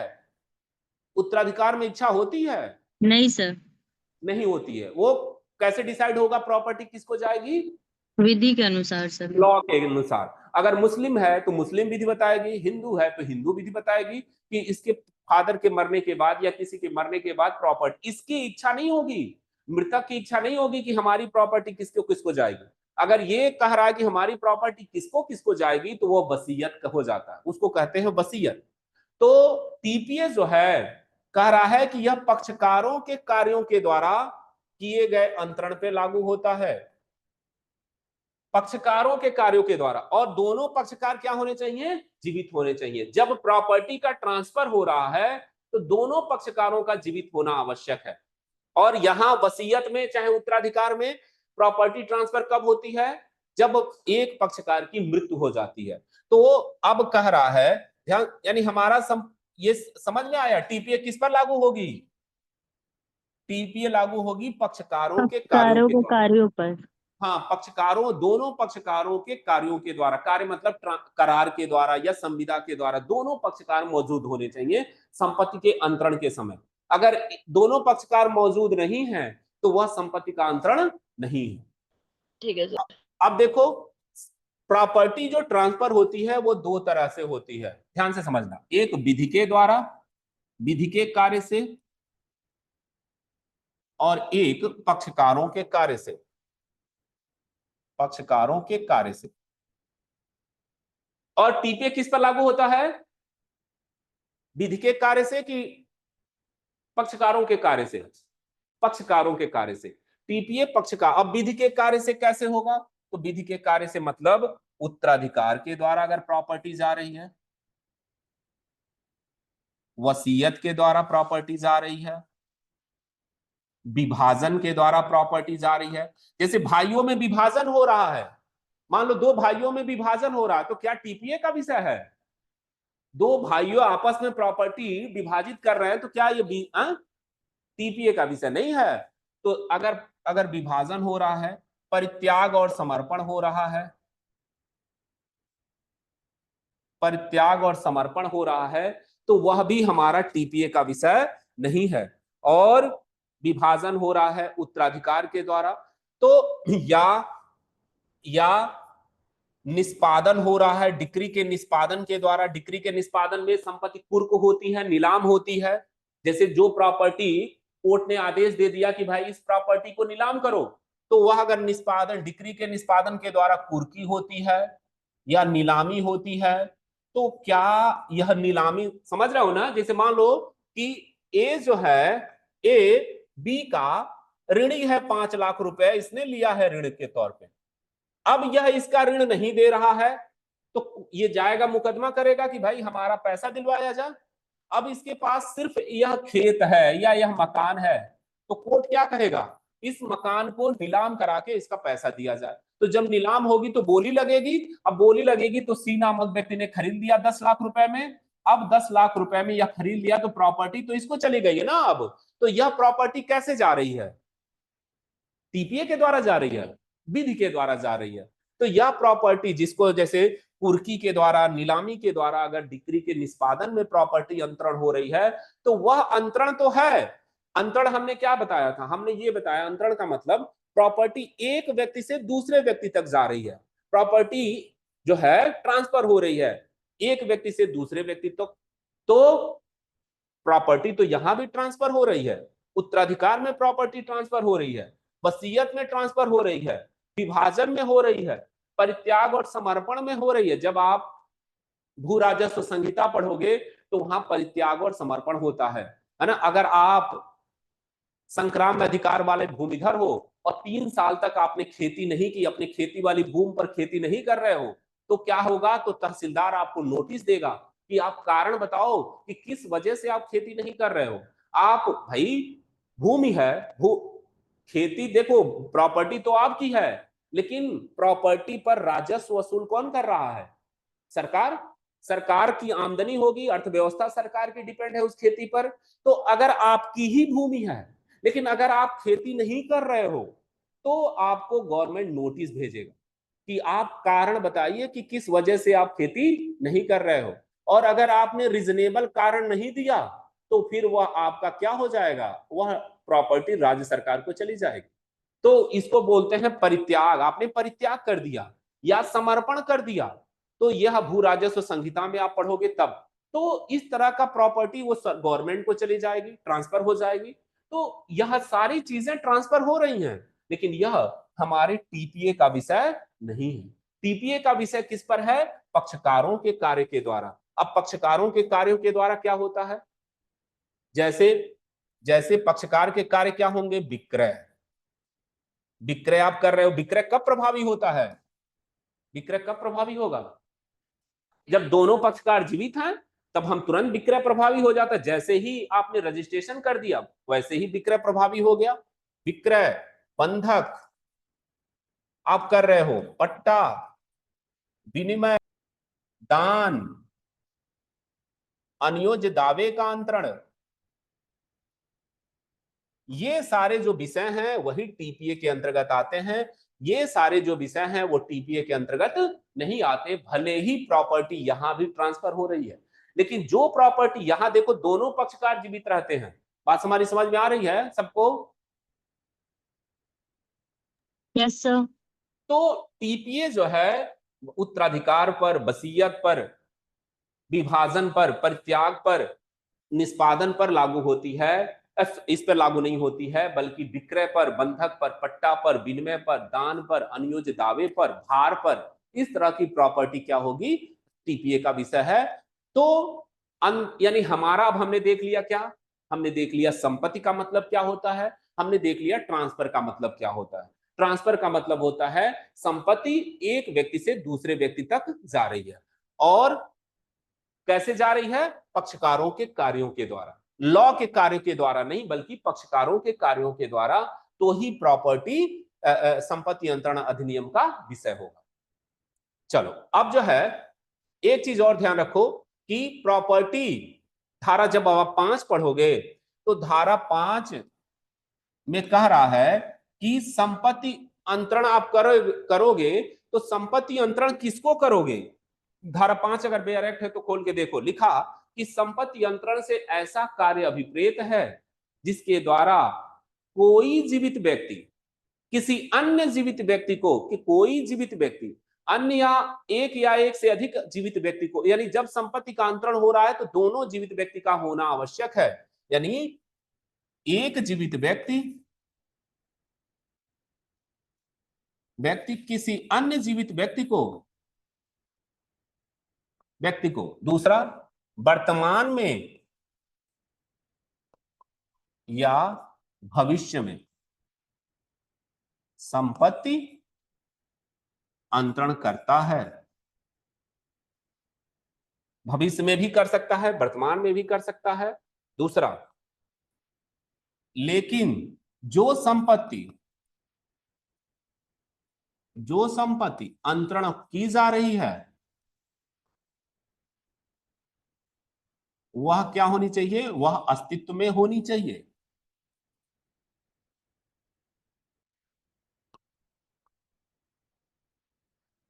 यानी जो प्रॉपर्टी ट्रांसफर हो रही है वह अस्तित्व में होनी चाहिए, भविष्य में नहीं। जैसे हम कह रहे हैं कि भविष्य में जो हमारा अनाज होगा खेत का, जैसे मान लो गेहूं इस समय हो गया, हम ट्रांसफर कर रहे हैं कि जो हम फसल धान का बोएंगे या गन्ना का बोएंगे या गन्ना जो कटेगा वो हम आपको अंतरण कर देंगे। क्या यह अंतरण प्रभावी होगा? क्या यह अंतरण वैध होगा? नहीं, नहीं। क्यों नहीं? क्योंकि सर जो वर्तमान में वस्तु है उसका ही अंतरण होगा, अस्तित्व में जो है भविष्य की हाँ वस्तु का अंतरण नहीं होगा। हाँ, जो फ्यूचर में वस्तु मिलेगी वह अंतरण नहीं होगा। जो संपत्ति अंतरण की जा रही है वह अस्तित्व में होनी चाहिए, एग्जिस्ट करनी होनी चाहिए। दूसरी चीज कह रहा है कि जो संपत्ति दो जीवित व्यक्तियों में होना, वर्तमान और भविष्य में होना, अंतरण करने का अस्तित्व होना, और संपत्ति अंतरण योग्य होनी चाहिए। अगला कह रहा है कि जो संपत्ति है वह अंतरण योग्य होनी चाहिए। जो संपत्ति अंतरण की जा रही है वह अंतरण योग्य होनी चाहिए। अंतरण योग्य होनी चाहिए, अभी हमने बताया ना, होनी चाहिए। तो अंतरण योग्य होनी चाहिए, अभी इस पे हम डिस्कशन किया जाएगा। अगला कह रहा है कि संपत्ति स्वयं को भी अंतरित की जा सकती है। संपत्ति स्वयं को भी अंतरण की जा सकती है। को भी अंतरण की जा सकती है। अब देखो, यानी कह रहा है, अब ये धारा 5 में बताया संपत्ति अंतरण का मतलब क्या होता है। तो संपत्ति एक जीवित व्यक्ति से दूसरे जीवित व्यक्ति को होना चाहिए, यानी जब संपत्ति का आप अंतरण कर रहे हो तो दोनों व्यक्तियों का जीवित होना आवश्यक है। बात समझ, जैसे विक्रय कर रहे हो, बंधक कर रहे हो, पट्टा कर रहे हो, तो दोनों जीवित व्यक्ति, दोनों मतलब जो प्रॉपर्टी जिसकी है और जिसको वो अंतरण कर रहा है, दोनों को क्या होना चाहिए, जीवित होना चाहिए। दूसरा कि वर्तमान में या भविष्य में संपत्ति अंतरण कर सकता है, यानी वर्तमान में या भविष्य में कि हम क्या कर रहा है, वर्तमान में ही प्रॉपर्टी दे रहा है, या कह रहा है कि हम जो जो यह मेरा मकान है वह आपको 1 साल बाद में ट्रांसफर कर दूंगा, यानी 1 साल बाद ये प्रभावी होगा, इस तरह का अंतरण कर सकता है ना। जो यानी जो इस तरह का शर्त लगा सकता है कि प्रॉपर्टी कब जाएगी, प्रभावी कब होगी, 1 साल बाद होगी, तो इस तरह का ट्रांसफर कर सकता है, वर्तमान में और भविष्य में प्रॉपर्टी ट्रांसफर कर सकता है। जैसे भविष्य का मतलब कि ए अपनी प्रॉपर्टी बी को और उसके बाद सी को दे रहा है, बी को लाइफ टाइम दे रहा है और कह रहा है कि उसके बाद सी को चली जाएगी, कर सकता है ऐसा, है ना, कि बी को जीवन लाइफ टाइम के लिए, उसके बाद सी को चली जाएगी, तो ये कर सकता है, भविष्य में ये प्रॉपर्टी पाएगा, तो इस तरह का अंतरण कर सकता है। लेकिन जो प्रॉपर्टी अंतरण की जा रही है वह क्या होनी चाहिए, अस्तित्व में होनी चाहिए। लेकिन जिसको दे रहा है इसको वर्तमान में दे सकता है या भविष्य में दे सकता है, लेकिन जो प्रॉपर्टी है, अंतरण है, वह अस्तित्व में होनी चाहिए। सर इसी बीच अगर एक ही मृत्यु हो जाती है तब? हाँ, तो फिर क्या हो रहा है, जैसे मान लो ट्रांसफर हो गया, अगर विक्रय हो गया, अब विक्रय होने के बाद मृत्यु हो रही है तो कोई दिक्कत नहीं, विक्रय तो तुरंत प्रभावी होने वाला अंतरण है ना, वो तुरंत प्रभावी हो जाएगा। इससे नहीं मतलब है, जैसे सपोज करो कि ए जो है अपनी एक्स प्रॉपर्टी बी को दिया और यही इसने कह दिया ना, इसने कह दिया कि हम अपनी प्रॉपर्टी बी को लाइफ टाइम के लिए देंगे और उसके बाद सी को अस्थायी रूप से चली जाएगी, सी में वेस्ट हो जाएगी, निहित हो जाएगी, और उसने यही सारी चीजें कर ली, उसके बाद करने के बाद इसकी मृत्यु हो जा रही है, तो फिर यह क्या होगा, यह विक्रय होगा, इसके लिए उसने पैसा ले लिया है ना, तो यह विक्रय के तौर होगा। वसीयत वो कर रहा है तो वसीयत में तो ये कहेगा ना कि हम यह संपत्ति हमारे मृत्यु पर प्रभावी होगी, ऐसा तो ये कह नहीं रहा विक्रय करते समय, बाद में इसकी मौत हो रही है जब यह इसकी प्रॉपर्टी जाएगी तो वह हमारा टीपीए का विषय होगा। प्रश्न यह है, ध्यान से समझो, कि संपत्ति अंतरण अधिनियम पे कॉन्ट्रैक्ट लागू होता है धारा 4 के तहत, धारा 4 में कि संपत्ति का ट्रांसफर हो रहा है तो कैसे होगा, एक प्रपोजल होगा और एक्सेप्टेंस होगा। जैसे ए जो है अपनी प्रॉपर्टी बी को विक्रय कर रहा है तो बी क्या करेगा, ए क्या करेगा, प्रपोजल करेगा और बी उसको स्वीकार करेगा, या यह प्रपोजल करेगा, यह स्वीकार करेगा, है ना, कि भाई हम आपकी प्रॉपर्टी खरीदना चाह रहे हैं, तो ये कहेगा ठीक है, आप हम 5 लाख रुपया लेंगे, आप दे दीजिए, आप खरीद लीजिए। तो यानी टीपीए के नियम, जो टीपीए है उस पर कॉन्ट्रैक्ट के भी नियम लागू होते हैं धारा 4 के तहत, इस पर भी प्रस्ताव होगा और स्वीकृति होगी। तो अब कह रहा है प्रतिफल इसमें होता है तो सारे नियम लागू होंगे, है ना। अब प्रश्न है यह है कि क्या कोई व्यक्ति स्वयं को प्रॉपर्टी ट्रांसफर कर सकता है, अपने ही प्रॉपर्टी अपने को ट्रांसफर कर सकता है, कैसे, अरे कैसे, यही तो पूछ रहा है, कैसे कर सकता है, सर आपने बताया था कि जैसे एक जिला कलेक्टर किसी का, हाँ ये हम अच्छा पढ़ी हो तो जी सर, हाँ आपने मुस्लिम विधि में ही बताया था ये बात अच्छा, पढ़ाते वक्त। हाँ हाँ, जब हम पढ़े थे तो टीपीए के तहत स्वयं को अंतरण कर सकते हैं। जैसे कॉन्ट्रैक्ट है, क्या आप कोई संपत्ति खरीदने जाते हो, टीवी खरीदने जाते हो, तो दुकान वाले से कहते हो, प्रपोजल करते हो कि भाई हम आपकी टीवी खरीदेंगे, वो कहता है ठीक है पैसा दीजिए। तो कॉन्ट्रैक्ट के लिए 2 व्यक्ति का होना आवश्यक है, एक जो प्रस्ताव कर रहा है और एक जो स्वीकृत कर रहा है, उसका होना आवश्यक है। क्या एक व्यक्ति स्वयं से कॉन्ट्रैक्ट कर सकता है, तो इसका आंसर होगा नहीं, लेकिन एक व्यक्ति स्वयं से भी प्रॉपर्टी ट्रांसफर कर सकता है। कब, जब, ध्यान से समझो, यह पहले नहीं था, यह 1929 में टीपीए में जोड़ा गया था। कब कर सकता है स्वयं को व्यक्ति ट्रांसफर प्रॉपर्टी, जब व्यक्ति का स्टेटस अलग अलग हो, है ना, व्यक्ति की स्टेटस, हैसियत अलग अलग हो। जैसे सपोज करो कि हम ये बताए थे, जैसे मान लो कि ए का यह मकान है, ए का क्या है, ये मकान है। इस मकान में यह विद्यालय चलाना चाहता है, विद्यालय खोलना चाहता है, स्कूल चलाना चाहता है। अब यह स्वयं इस स्कूल का प्रिंसिपल बन जाता है ना, ये जो है इसका प्रधानाचार्य बन जाता है। तो अब देखना, अब यहां ए क्या है, यहां ए क्या है, यहां मालिक है, इस मकान का स्वामी है, और यहां ए क्या है, इस मकान का प्रिंसिपल है।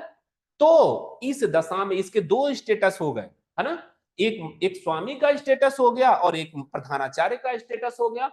तो इस दशा में यह मकान विद्यालय के नाम से स्वयं यह बेच सकता है ना, बेच सकता है कि हम अपना मकान विद्यालय को दे रहे हैं, या यह भी कह सकता, ध्यान से समझना, यह भी कह सकता है कि हम अपना मकान विद्यालय को भाड़े पर दे रहे हैं।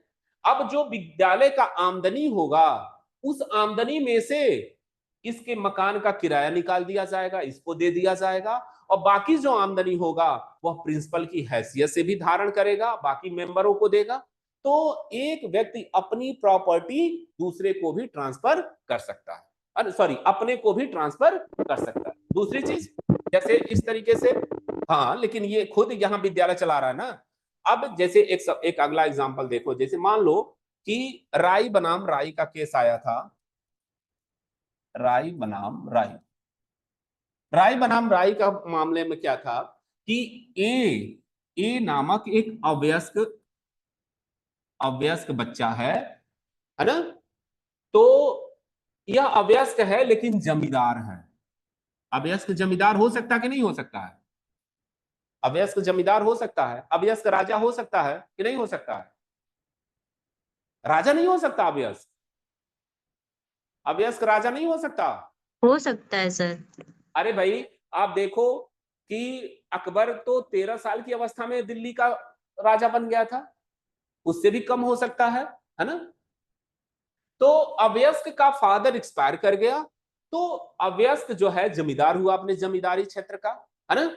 लेकिन अब इसका कोई गार्जियन नहीं है, तो इसका गार्जियन अब कौन नियुक्त करेगा, कोर्ट नियुक्त करेगा, कोर्ट ऑफ वार्ड के तहत नियुक्त होगा इसका गार्जियन। गार्जियन तो इसका मर गया, सारे लोगों की नजर है इसके जमींदारी पर। ऐसी दशा में अगर मान लो अकबर जो है 13 साल की अवस्था में गद्दी पे संभाला था, अगर बैरम खान नहीं होता उसका संरक्षक, तो फिर क्या अकबर शासन कर पाता, नहीं कर पाता। अकबर के जगह पे हो सकता है कि दूसरे राजा उसको मार देते, अवयस्क था, लेकिन बैरम खान ने उसका संरक्षण किया था, संरक्षक है उसका। तो अगर अवयस्क है, अवयस्क का कोई गार्जियन होना चाहिए। अब इसके संबंध में कोई गार्जियन नहीं है उसका, तो फिर न्यायालय इसकी गार्जियन नियुक्त करेगी। न्यायालय जो है किस एक्ट के तहत करती है, कोर्ट ऑफ वार्ड्स एक्ट, है ना। कोर्ट ऑफ वार्ड्स एक्ट के तहत न्यायालय इसकी गार्जियन होगी। और अगर न्यायालय इसका गार्जियन होगा, गार्जियन नियुक्त करेगा, तो उसकी कितने साल एज तक यह वयस्क माना जाएगा, कोई बता सकता है, सर 21 साल तक। 21 साल, वेरी गुड, 21 साल। और वैसे उस दशा में अगर ऐसे नहीं है, गार्जियन उसका है, तो 18 साल सर। 18 साल। तो अब जो है मान लो कि न्यायालय ने इसका गार्जियन नियुक्त किया, और गार्जियन नियुक्त किया किसको, कलेक्टर को, कलेक्टर को गार्जियन नियुक्त कर दिया, जिले का कलेक्टर, है ना, कि आप संरक्षक होंगे, इसको देखोगे कि इस बच्चे की जिम्मेदारी आप देखोगे, कि इस जिम्मेदारी का जो भी होगा आप संचालन करोगे जब तक कि यह वयस्क नहीं हो जाता। ठीक है, नियुक्त कर दिया। अब ध्यान से समझना कि यहां कलेक्टर क्या है, इस बच्चे का संरक्षक है ना, इस बच्चे का संरक्षक हो गया कलेक्टर। और कलेक्टर ऑलरेडी किसी जिले का कलेक्टर है, जिले का वो जो है देख रहा है ना, किसी जिले का कलेक्टर है। तो इस कलेक्टर के दो स्टेटस हो गए कि नहीं, बताओ, इस कलेक्टर के दो स्टेटस हुए कि नहीं। जी सर, एक संरक्षक के रूप में, एक संरक्षक की हैसियत से हुआ, और एक जिले का मालिक है, जिले का कलेक्टर है। अब क्या हो रहा है कि इसका जो है जमींदारी है, तो कलेक्टर चाह रहा था कि इसके जमींदारी की एक जमीन पर अस्पताल बनाया जाए, है ना। अब यह जो है इस संरक्षक की हैसियत से इस पर सिग्नेचर करता है और कलेक्टर के हैसियत से इस पर सिग्नेचर करता है, स्वयं प्रॉपर्टी अपने को ही यह ट्रांसफर करता है। बात समझ में आ रही है भाई? इसका संरक्षक है तो इसके बिहाफ पर इस प्रॉपर्टी को दान कर सकता है, तो दानकर्ता के हैसियत से ट्रांसफर किया और वहां दान ग्रहीता के हैसियत से उसको स्वीकार किया। तो प्रश्न है कि क्या एक व्यक्ति स्वयं को प्रॉपर्टी ट्रांसफर कर सकता है? कर सकता कि नहीं कर सकता? कर सकता है, लेकिन उसका स्टेटस अलग अलग होना चाहिए, एक ही स्टेटस में नहीं होना चाहिए, अलग अलग स्टेटस में होना चाहिए, तो वह इस दशा में वह कर सकता है। पहले ऐसे नहीं था। ये कब हो रहा है? 1929 में। तो अब हमने देख लिया क्या कि संपत्ति क्या है, संपत्ति का अंतरण कैसे होता है, इसको हमने देखा। कोई क्वेश्चन बताओ अभी?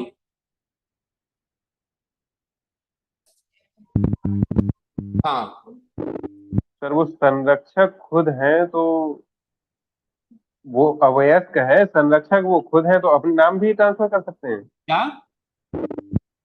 जब संरक्षक खुद है कलेक्टर, और किसी व्यक्ति की संपत्ति को अपने नाम भी कर सकते हैं। अपने किसी व्यक्ति के संपत्ति के इसके बिहाफ पे तो अंतरण कर सकता है ना संरक्षक। संरक्षक इसकी संपत्ति के बिहाफ पे अंतरण कर सकता है।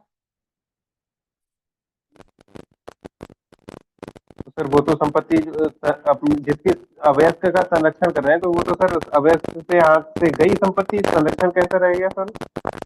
नहीं तो भाई इस प्रॉपर्टी का जो संरक्षक है वह इस अभ्यस्त के बिहाफ पे तो वो कर रहा है ना सिग्नेचर, लेकिन अभ्यस्त तो सिग्नेचर कर नहीं सकता, अभ्यस्त तो कॉन्ट्रैक्ट कर नहीं सकता। इसके कॉन्ट्रैक्ट के जगह पे दान करता यानी संरक्षक कॉन्ट्रैक्ट कर रहा है। तो यह कॉन्ट्रैक्ट जो है, और मान लो अब जैसे सपोज करो कि अगर जब वयस्क हुआ अभ्यस्त, तो हो सकता है कि इस संविदा को यह निरस्त करा सकता, कह सकता है कि हमें धोखे में डालकर ऐसा किया गया, लेकिन अगर ऐसा नहीं कर रहा है तो प्रॉपर्टी वैलिड है, ट्रांसफर हो जाएगा। अभी जो है अनियोज्य दावा तुम लोगों को बताएंगे, इसको समझ। कह रहा है कि कौन सी प्रॉपर्टी जो है ट्रांसफर नहीं हो सकती धारा 6 के तहत, है ना। तो धारा 6 के तहत कौन सी प्रॉपर्टी? तो इसमें 10 तरह की प्रॉपर्टी दी गई है जिसका अंतरण नहीं हो सकता। संपत्ति तो है लेकिन उसका अंतरण नहीं हो सकता धारा 6 के तहत। जैसे नोट करो कौन कौन सी। तो कहा पहला कह रहा है कि संभावनाओं का अंतरण नहीं हो सकता। संभावनाओं का अंतरण, अभी इसको नोट कर लो। संभावना 60 में कैसे इसको याद करेंगे? संभावनाओं का अंतरण नहीं हो सकता। पुनः प्रवेश करने के अधिकार, पुनः प्रवेश करने का अधिकार अंतरण नहीं हो सकता। तीसरा कह रहा है क्या? सुखाचार अंतरण नहीं हो सकता। चौथा सीमित हित का अंतरण नहीं हो सकता। पांचवा कह रहा है भावी भरण पोषण का अधिकार,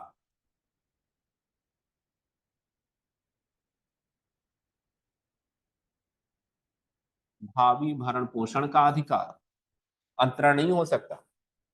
अगला छठा कह रहा है क्या? लोग वाद लाने का अधिकार, वाद लाने का अधिकार, वाद लाने का अधिकार, वाद लाने का अधिकार अंतरण नहीं हो सकता। तीसरा लोकपद अंतरण नहीं हो सकता। तीसरा अगला कह रहा है कि पेंशन और वितिकाएं, पेंशन एवं वृत्तिकाएं अंतरण नहीं हो सकता। अगला यानी 5 6 ये 7 है, 7 और ये 8 9 क्या कह रहा है कि विधि विरुद्ध अंतरण नहीं हो सकता, विधि विरुद्ध अंतरण, अंतरण नहीं हो सकता।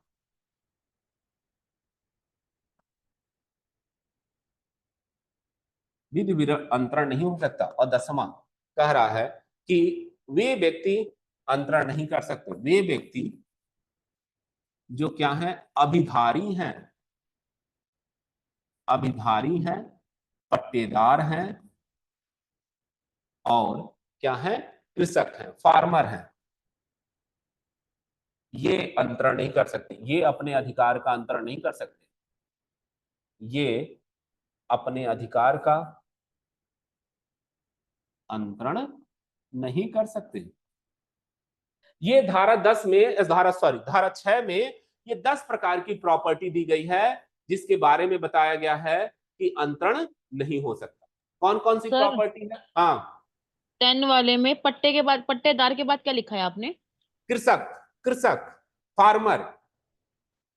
अभी इसको समझेंगे। फार्मर अंतरण नहीं कर सकता, यानी ये अपने अधिकार का अंतरण नहीं कर सकते। अब देखो, यानी यह धारा 10 में ये क्वेश्चन पूछा जा सकता है कि धारा 10 में कौन कौन सी धारा 6 में कौन कौन सी प्रॉपर्टी है जिसका अंतरण नहीं होगा। अब ये कह रहा है एक एक करके, क्या संभावनाओं का अंतरण नहीं हो सकता। संभावनाओं मतलब जो जो फ्यूचर में प्रॉपर्टी हमें मिलेगी उसका अंतरण नहीं हो सकता। संभावनाओं का अंतरण नहीं हो सकता, फ्यूचर में प्रॉपर्टी हमें मिलेगी इसका हम अंतरण नहीं कर सकते, है ना। या जो प्रॉपर्टी हमें उत्तराधिकार में मिलेगी हम आपको अंतरण करते हैं, यह अंतरण नहीं हो सकता। या इसी तरीके से अन्य फ्यूचर में मिलने वाली प्रॉपर्टी का अंतरण नहीं हो सकता। जैसे मान लो कि हम ये कह रहे हैं कि मंदिर का चढ़ावा है, जो कल मंदिर पे चढ़ावा मिलेगा हम आपको ट्रांसफर कर देंगे, तो क्या होगा, इसका अंतरण होगा? नहीं होगा। जो हम मछली कल तालाब से पकड़ेंगे वह मैं आपका अंतरण कर देता हूं, इसका अंतरण नहीं होगा। फ्यूचर में संपत्ति का जो संभावनाओं पर है, संभावनाओं का अंतरण नहीं हो सकता। यानी जैसे मान लो कि जैसे उत्तराधिकार में प्रॉपर्टी हमें मिलेगी तो मैं आपको अंतरण कर रहा हूं या कर दूंगा, ऐसा अंतरण नहीं हो सकता। यानी प्रॉपर्टी जब अंतरण आप कर रहे हो तो आपका वो होना चाहिए, आप उसके स्वामी होने चाहिए। संभावनाओं का अंतरण नहीं कर सकते आप कि ये जब होगा तब होगा, ऐसा नहीं। जो प्रॉपर्टी आपकी है फ्यूचर में, जो यानी प्रॉपर्टी जो है वह अस्तित्व में होनी चाहिए और आप ओनर होने चाहिए उस प्रॉपर्टी के। फ्यूचर में प्रॉपर्टी आपको मिलेगी, जैसे मान लो स्वाभाविक है फादर के हैं जब तक, तब तक पुत्र अगर विभाजन नहीं करवाया है तो उस प्रॉपर्टी का वह ओनर है? ओनर है? नहीं है। जब तक कि वह विभाजन न कराए, अपने अधिकार की मांग न करे। लेकिन अगर पिता जीवित है तो क्या पुत्र पिता के जीवित रहते उस प्रॉपर्टी को बेच सकता है? नहीं बेच सकता। भले ही संपत्ति उसको उत्तराधिकार में मिलेगी, कंफर्म है, लेकिन वह फ्यूचर में मिलेगी, वह अंतरण प्रॉपर्टी का नहीं कर सकते। दूसरी चीज, पुनः प्रवेश करने का अधिकार, यह अंतरण नहीं होगा। पुनः प्रवेश करने का अधिकार का मतलब कि जैसे मान लो कि ए जो है अपनी प्रॉपर्टी बी को पट्टे पर दिया, है ना, पट्टे पर दिया। अब मान लो कि यह जो है पट्टे की शर्तों को भंग कर रहे हैं। जब पट्टे की शर्त को भंग करेंगे तो पट्टा किसके पास जाएगा? ए के पास जाएगा। लेकिन यह जो है यह कह रहे हैं कि नहीं, ए के पास नहीं बल्कि सी के पास जाएगा, या यह कह रहा है कि हम प्रॉपर्टी सी को वो करेंगे। तो यह जो है पुनः प्रवेश करने का अधिकार अंतरण नहीं हो सकता। यह प्रॉपर्टी ए के ही जाएगी, किसी दूसरे को अंतरण नहीं कर सकते। और इसी तरह कह रहा है सुखाचार, सुखाचार का अंतरण नहीं हो सकता। सुखाचार होता क्या है? क्या है सुखाचार? अरे इजमेंट क्या होता है बताओ? इजमेंट क्या होता है? इजमेंट, सुखाचार मतलब हवा। जैसे मकान है तो मकान का भविष्य में मिलने वाला प्रॉपर्टी का नहीं होगा। भविष्य में मिलने वाला प्रॉपर्टी का नहीं होगा। सुखाचार केवल नहीं ट्रांसफर होगा। गुड निर्मला, यानी यह कह रहा है, देखो सुखाचार होता है क्या कि भूमि से संलग्न अधिकार है। सुखाचार व्यक्ति को नहीं मिला है, सुखाचार किसको मिला है? प्रॉपर्टी को मिला है। जैसे सपोज करो कि यह प्रॉपर्टी है और इस प्रॉपर्टी के आगे रास्ता है। अब जो है ओनर केवल इस रास्ते को अंतरण कर रहा है, तो क्या यह अंतरण कर सकता है? नहीं कर सकता। क्यों नहीं कर सकता? कि यह रास्ता उसी को मिलेगा जिसके साथ यह प्रॉपर्टी जाएगी, है ना। यानी यह प्रॉपर्टी यानी यह मकान जिसका रहेगा उसी के साथ यह रास्ता भी रहेगा, यह मार्ग भी रहेगा। तो केवल हम इस मार्ग पे चलने का अधिकार अंतरण कर रहे हैं। ये हम मकान नहीं दे रहे हैं आपको, केवल इस रास्ते पे चलने का अधिकार दे रहे हैं। तो यह सुखाचार का अलग से अंतरण नहीं होगा, पृथक अंतरण नहीं होगा। सुखाचार हमेशा अधिष्ठायी स्थल के साथ जाता है। जैसे मान लो कि यह मकान है, इस मकान के साथ पुनः प्रवेश करने का अधिकार का मतलब कि अगर मान लो कि तुमने पट्टे पर कोई मकान दिया है किसी को और वह पट्टे की शर्तों का उल्लंघन कर रहा है पट्टेदार, तो उस आधार पर उस शर्तों का भंग करने पर कौन कब्जा पाएगा? कब्जा कौन पाएगा? पट्टाकर्ता पाएगा। तो पट्टाकर्ता ही पुनः प्रवेश करने का अधिकार होगा। पुनः प्रवेश करने का अधिकार उस प्रॉपर्टी पर, जैसे मान लो कि ए जो है अपनी प्रॉपर्टी बी को पट्टे पर दिया, अब यह पट्टे की अवधि समाप्त हो गई या पट्टे की शर्तों का पालन करना ये जो पालन सही से नहीं किया, किराया नहीं दे रहा है, तो इस प्रॉपर्टी पर पुनः प्रवेश कौन पाएगा? ए पाएगा। तो वही कह रहा है पुनः प्रवेश करने के अधिकार का अंतरण नहीं हो सकता, यह स्वामी का अधिकार है ना। यह जो है जो पट्टा करता है उसका अधिकार है, वही करेगा और कोई नहीं पाएगा, है ना।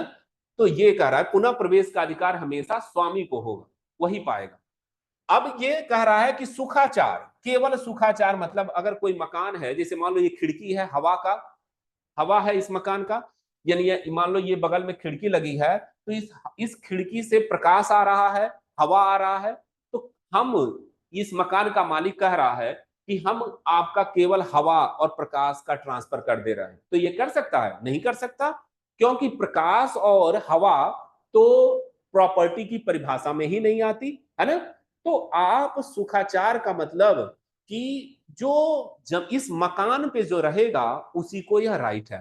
तो वही कह रहा है कि सुखाचार पृथक हम अंतरण नहीं कर सकते जब तक कि वह प्रॉपर्टी स्वयं अंतरण न हो। यानी अगर मान लो ये प्रॉपर्टी ए की है और ए की प्रॉपर्टी है, तो इस मार्ग पे चलने का अधिकार ए को है।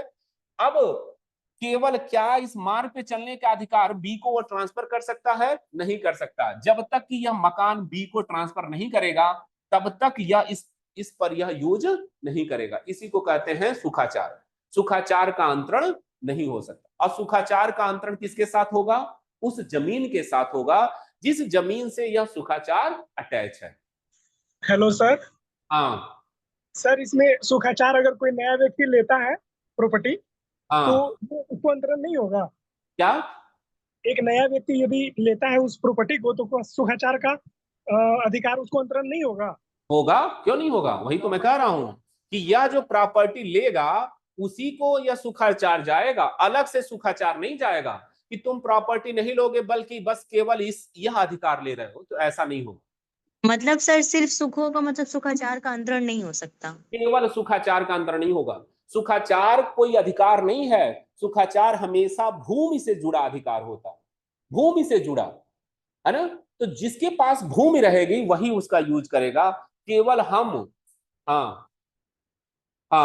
तो पेड़ है तो पेड़ की छांव मान लो सपोज करो, तो वह पेड़ की छांव, तो जिसके पास जिसका अधिकार पेड़ का रहेगा वही उस छांव को ले यूज करेगा। केवल छांव करने का अधिकार थोड़ा किसी को हम कर देंगे, है ना। यानी उस प्रॉपर्टी के साथ ही सुखाचार का अधिकार अंतरण होगा, पृथक से वह अंतरण नहीं हो सकता, है ना। जैसे मान लो कि इस खिड़की से हवा आ रही है, तो इस मकान का, इस कमरे का सुखाचार है कि भाई यहाँ हवा आ रहा है ना, या धूप आ रही है, तो हम केवल धूप और हवा को अंतरण नहीं कर सकते जब तक कि ये पूरे मकान को हम अंतरण नहीं करेंगे। तो सुखाचार पृथक अंतरण नहीं होता है, बल्कि इस अधिष्ठायी स्थल से पृथक होगा। अधिष्ठायी स्थल से पृथक अंतरण नहीं होगा। जैसे धारा 6 देखो लिखा क्या है, खोलो देखो, लिखा ना क्या कह रहा है कि सुखाचार अधिष्ठायी स्थल से पृथक अंतरित नहीं किया जाएगा। तो अधिष्ठायी स्थल क्या है? जो वो जमीन है जिससे वह अटैच है। तो वह जो अटैच है, यह मकान जिससे अटैच है, वह जमीन जिससे अटैच है, जब इसके साथ ही अंतरण होगा, इससे पृथक अंतरण नहीं हो। दूसरी चीज, सीमित हित। अगर आपको प्रॉपर्टी पर सीमित हित मिला है तो इस सीमित हित को अंतरण नहीं कर सकते। जैसे सपोज करो कि आपको अपनी बहन की शादी करनी है या खुद अपनी शादी करनी है, आपको मैरिज हॉल चाहिए, तो मैरिज हॉल आपको दे दिया यूज करने के लिए, है ना, मैरिज हॉल दे दिया कि भाई 10 दिन आप इस पे अपना शादी ब्याह करिए जो करना है। तो क्या ये कौन सा हित है आपका, कौन सा अधिकार है? सीमित अधिकार है ना। आपको एक सीमित है कि आप क्या करोगे क्या नहीं करोगे, इसकी एक सीमा है। तो अब प्रश्न यह है कि क्या इस अधिकार को किसी दूसरे को ट्रांसफर कर सकते हो? आपको मैरिज हॉल में आपको शादी करने का अधिकार दिया है मैरिज हॉल का मालिक, तो क्या इसको आप तीसरे को अंतरण कर सकते हो? नहीं कर सकते। सीमित हित का अंतरण नहीं होगा। अगर आपको केवल सीमित हित मिला है तो उसका अंतरण नहीं होगा। जैसे सपोज करो अभी हमने कहा था कि ए अपनी प्रॉपर्टी बी को दे रहा है लाइफ टाइम के लिए, लाइफ टाइम के लिए, लाइफ टाइम मतलब सीमित हित, लाइफ टाइम मतलब सीमित हित, और उसके बाद प्रॉपर्टी दे रहा है सी को निहित हित। क्या अब यह बी इस प्रॉपर्टी का अंतरण कर सकता है किसी दूसरे को? नहीं कर सकता, क्योंकि लाइफ टाइम मिला है इसको, केवल इसको यूज और एंजॉय करने का लाइफ मिला है, तो इसको कहते हैं सीमित हित। अब सीमित हित जिसके पास है, यह प्रॉपर्टी डी को ट्रांसफर नहीं कर सकते, क्योंकि यह ओनर नहीं है, और संपत्ति का अंतरण कौन करेगा? जो ओनर रहेगा वही करेगा। आपको तो सीमित हित मिला है ना। तो इस तरीके से आपको यूज करने का अधिकार नहीं है। दूसरा, भावी भरण पोषण का। भावी भरण पोषण मतलब कि फ्यूचर में जो प्रॉपर्टी, यानी जो हमें भविष्य में जो भरण पोषण का राइट मिला है। जैसे सपोज करो कि एक हस्बैंड है और अपनी वाइफ को मेंटेनेंस दे रहा है ना, अपनी वाइफ को मेंटेनेंस दे रहा है, और मेंटेनेंस में यह पैसा दे दिया 5,000 रुपया। अब क्या यह वाइफ इस 5,000 रुपए को किसी तीसरे को ट्रांसफर कर सकती हैं? किसी तीसरे को ट्रांसफर कर सकती हैं 5,000 रुपए? नहीं सर। नहीं कर नहीं सकती, सर। क्योंकि इनका अधिकार है ये। तो ये अपना अधिकार किसी अन्य को नहीं कर सकती। भावी भरण पोषण का अधिकार ट्रांसफर नहीं होगा। ऐसा नहीं हो सकता कि भाई अब तुम नहीं, हमें न देकर हमारी लड़की को 5,000 रुपए दो, ऐसा नहीं कर सकते ये।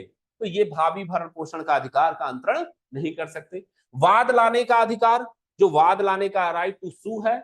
जैसे हमारा जो अधिकार है, टॉट में हम लोग पढ़ रहे हैं, अगर मान लो कि हमारे साथ किसी ने हमारी प्रॉपर्टी में कोई घुस गया, हम लोग टॉट पढ़ रहे हैं ना, तो मान लो कि हमारे मकान में कोई घुस गया, ट्रेसपास कर दिया, तो क्या हम कह सकते हैं अपने पड़ोसी से कि जो ट्रेसपासर है उसके ऊपर आप मुकदमा करिए?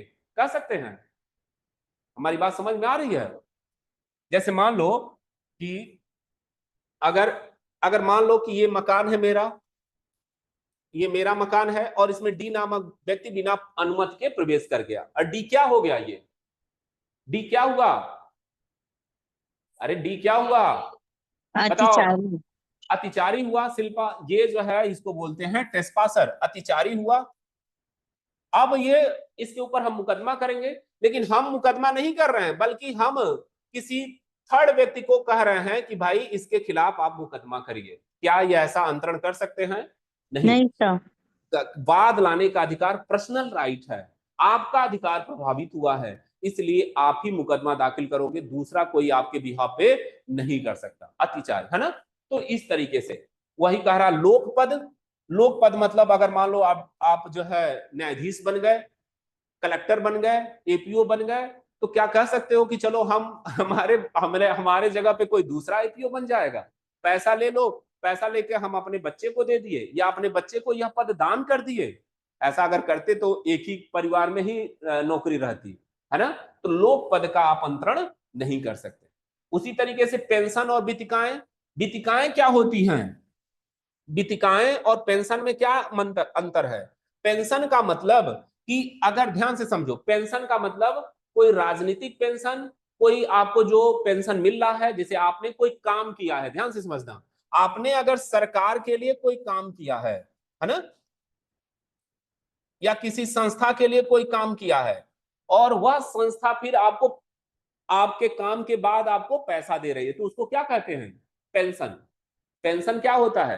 पेंशन होता है कि अगर आपने कोई काम किया है गवर्नमेंट के लिए, किसी संस्था के लिए, और वह संस्था कह रही है कि जब आपका सेवा समाप्त हो जाएगा तो आपको मैं हर महीने 5,000 रुपए, 10,000 रुपए, जैसा हो मैं आपको देता रहूंगा, तो इसको क्या कहते हैं? पेंशन। लेकिन वितिकाएं क्या होती है? वितिकाएं होती है जैसे कि आपको स्कॉलरशिप मिल रहा है, आपको विधवा पेंशन मिल रहा है, आपको वृद्धा पेंशन मिल रहा है, आपने काम नहीं किया है गवर्नमेंट के खिलाफ, गवर्नमेंट के पक्ष में कोई काम नहीं किया है गवर्नमेंट के लिए, लेकिन गवर्नमेंट चूंकि लोक कल्याणकारी है आपको दे रही है, तो इसको क्या कहते हैं? वितिकाएं, है ना। और पेंशन का मतलब आपने कुछ काम किया है, यहां कोई काम नहीं कर रहे हैं आप, छात्रवृत्ति आपको मिल रही है तो आप गवर्नमेंट के लिए कुछ काम कर रहे हो? नहीं। आपको विधवा पेंशन मिल रहा है तो इसके लिए गवर्नमेंट को नहीं, लेकिन गवर्नमेंट आपको दे रही है, तो दो, हाँ, वृद्धा पेंशन। तो ये जो पेंशन और वितिकाएं हैं इसका आप ट्रांसफर नहीं कर सकते। जैसे मान लो कि वृद्धा पेंशन या विधवा पेंशन आपको मिल रहा है, गवर्नमेंट देती है विधवा पेंशन, जो महिलाएं विधवा हो जाती हैं उनको हर महीने 500 या 600 रुपए जो भी हो गवर्नमेंट देती है, तो क्या यह विधवा इस पेंशन को 600 रुपए या जो भी मिल रहा हो, क्या किसी थर्ड व्यक्ति को अंतरण कर सकती है? नहीं कर सकती। उसी तरीके से पेंशन मान लो किसी व्यक्ति को मिल रहा है, तो क्या वो किसी थर्ड व्यक्ति को अंतरण कर सकता है? नहीं कर सकता, क्योंकि उसका पर्सनल यह अधिकार है। उसी तरीके से विधि विरुद्ध अंतरण नहीं हो सकता। विधि विरुद्ध मतलब कि जो लॉफुल नहीं है, जो जैसे संविदा अधिनियम की धारा 23 कहती है कि विधि विरुद्ध हम अंतरण नहीं कर सकते, विधि विरुद्ध करार नहीं कर सकते, तो उन तरह का अंतरण हम नहीं करेंगे। जैसे हम चरस का अंतरण कर दिए, आपने नहीं लिया, गांजा आप बेच रहे हो तो अनलॉफुल है, ऐसा अंतरण करोगे तो आप नहीं कर सकते। उसी तरीके से अब कह रहा है अभिधारी। अभिधारी का मतलब किराएदार। अभिधारी का मतलब किराएदार। अभिधारी मतलब किराएदार। किराएदार, जैसे तुम किराएदार के रूप में रह रहे हो, क्या तुम किसी दूसरे को किराए पे उठा सकते हो अपना मकान? किसी को किराए पे तुम रह रहे हो, और क्या तुम दूसरे को अपना मकान किराए पे उठा सकते हो? जो तुम किराएदार हो, किसी दूसरे बच्चे को उठा सकते हो कि भाई? नहीं कर सकते। तो वह कह रहा किराएदार अभिधारी नहीं कर सकता। उसी तरीके से पट्टेदार, अगर जो है ये मुखर्जी नगर पे जो मकान है या जो है दुकानें हैं पट्टे पर दी गई हैं, अब वह कोई जो दुकानदार है किसी दूसरे व्यक्ति को उस पर दुकान को नहीं उठा सकता जब तक कि मालिक इसकी परमिशन ना दे। उसी तरीके से कृषक है। कृषक मान लो कि अगर स्वामी ने, गांव में अक्सर होता है कि स्वामी ने अपनी खेती के लिए, जिसको आप बोलते हैं कि किसी खेती के लिए बटैया, गांव में बटैया बोलते हैं, तो अगर खेती के लिए किसी कृषक को दे दिया कि हमारे भूमि पर खेती करिए, तो क्या वह कृषक इस अधिकार को किसी तीसरे को ट्रांसफर कर सकता है? नहीं कर सकता। तो ये कह रहा है कि अभिधारी, पट्टेदार और कृषक अपने अधिकार को किसी तीसरे को ट्रांसफर नहीं कर सकते, है ना। चलो अनियोज्य दावा पढ़ लेते हैं। Actionable claim. एक्शनेबल क्लेम, अनियोज्य दावा।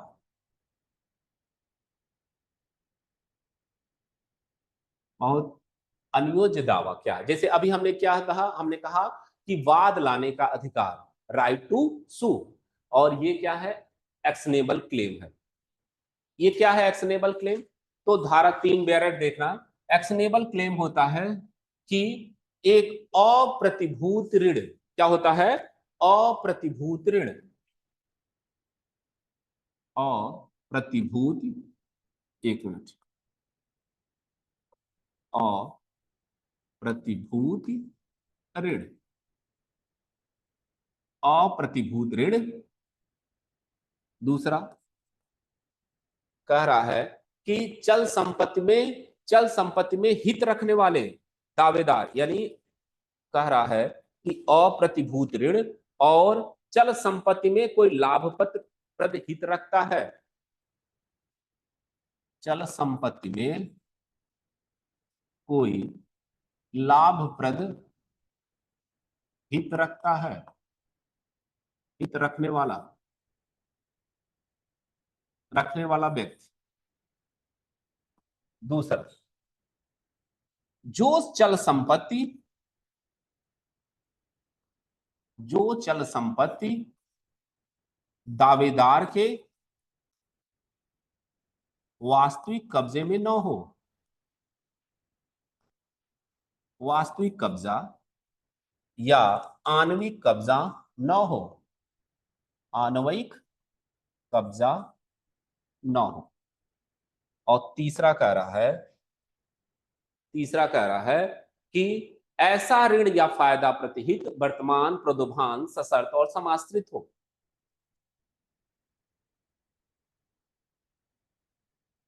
ऐसा ऋण जो वर्तमान, प्रदोभान, सशर्त और समाश्रित हो। सशर्त और समाश्रित हो सकता है ना, समाश्रित हो सकता है, और जिसे सिविल न्यायालय अनुतोष देने का अधिकार प्रदान करने वाला मानता हो, जिसे सिविल न्यायालय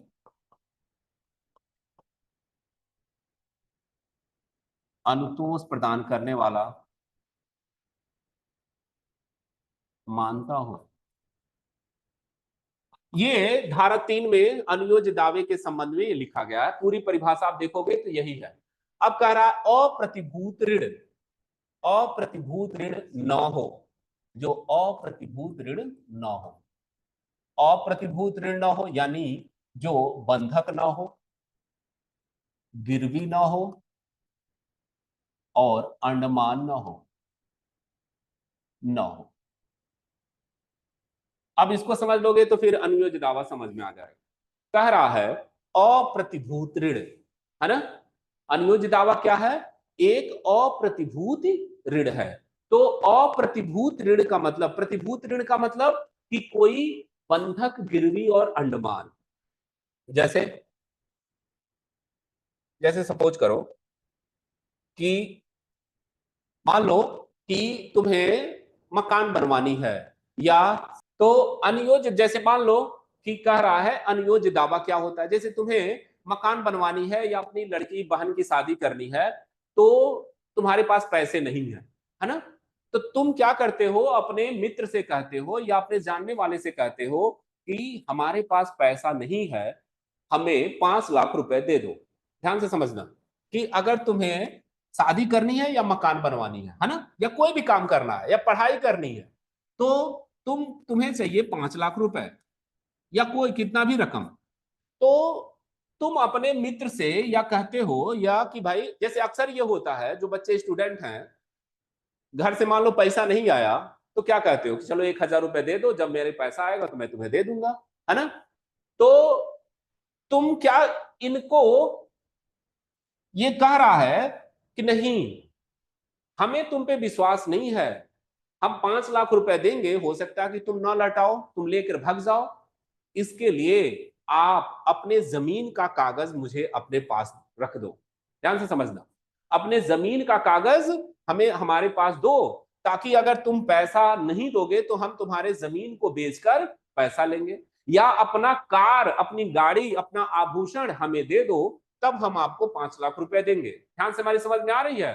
तो मान लो कि अब जो है कि यह पैसा ले रहा है, ये तुमसे तुम्हारी जमीन ले रहा है, भूमि ले रहा है, भूमि का कागज ले रहा है, तो यह किसके बदले पैसा दे रहा है? ये किसके बदले पैसा दे रहा है तुमको? जमीन के कागज के बदले। तो जमीन के कागज के बदले पैसा दे रहा है, तो इस प्रक्रिया को हम क्या कहते हैं? इसको कहते हैं बंधक। क्या कहते हैं? बंधक। हाँ, जैसे इसको अगर हम और यह जो प्रॉपर्टी है वह प्रतिभूति है। प्रतिभूति, इसको कहते हैं श्योरिटी। जो भूमि है इस ऋण की क्या है? ये श्योरिटी है। ध्यान से समझना, यह जो ऋण तुमने लिया 5 लाख रुपए, उसके बदले तुमने क्या दिया? श्योरिटी दिया, अपना कार, अपनी जमीन दी। तो जब यह प्रतिभूति की प्रॉपर्टी अचल हो, अचल प्रॉपर्टी हो, तो इसको कहते हैं बंधक। इसको क्या कहते हैं? इस प्रक्रिया को, अरे इस प्रक्रिया को क्या कहते हैं? बंधक। जैसे आप जो है 5 लाख, जैसे कभी कभी देखो कि लोग अपने मकान को बंधक रख के पैसा ले लेते हैं कि भाई हम पैसा आपका नहीं देंगे तो हमारा मकान आप बेच लीजिएगा। तो ये क्या है? इस प्रक्रिया को क्या कहते हैं? बंधक। यह बंधक है।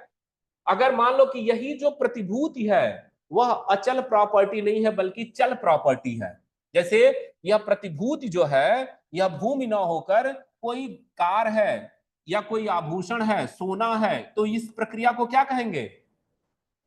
इस प्रक्रिया को क्या कहेंगे निर्मला? हाँ, इसको कहेंगे गिरवी, यानी गिरवी। दोनों में अंतर है। अगर तुम दोनों को एक ही यूज करोगे तो फिर गड़बड़ है।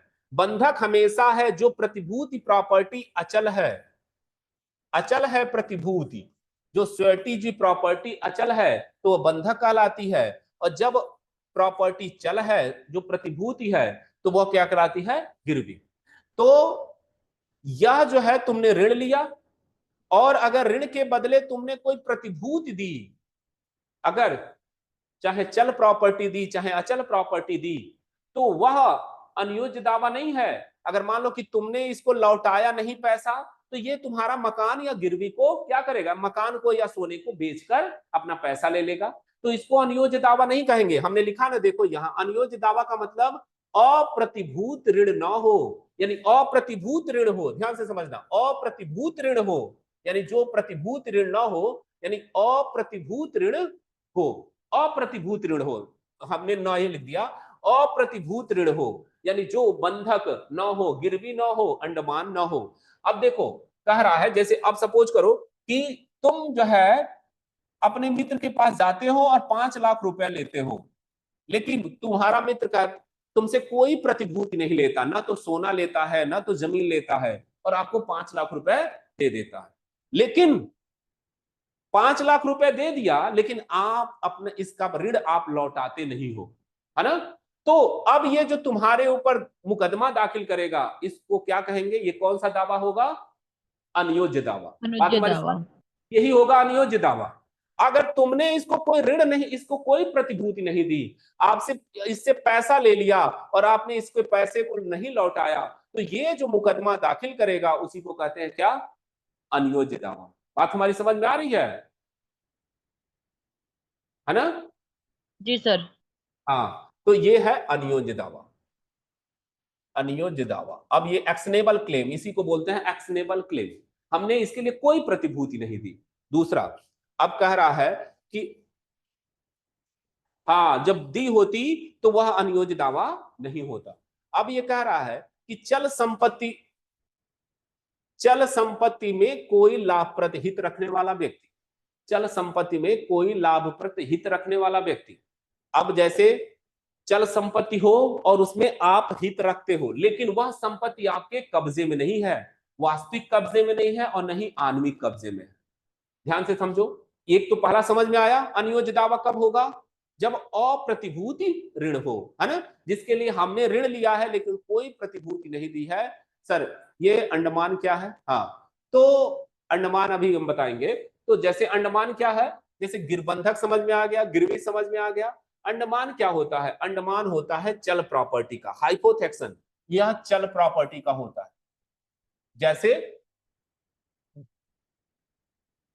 जैसे सपोज करो कि यह जो सोना है या यह जो भूमि है, यह किसके कब्जे में चली गई? यह सोना किसके कब्जे में है? जिससे ऋण लिया था उसके कब्जे में चली गई है। यह जो प्रतिभूति है वह किसके कब्जे में चली गई है? बी के कब्जे में, जिससे ऋण लिया था। अंडमान में क्या होता है? अंडमान में होता है जो प्रतिभूति होती है जिसके बदले हमने ऋण लिया है, वह जो प्रतिभूति है वह ऋण लेने वाले के कब्जे में होती है। ऋण भी लिया और जो प्रतिभूति है वह इसी के कब्जे में है। बात हमारी समझ में आ रही है? जैसे सपोज करो काजल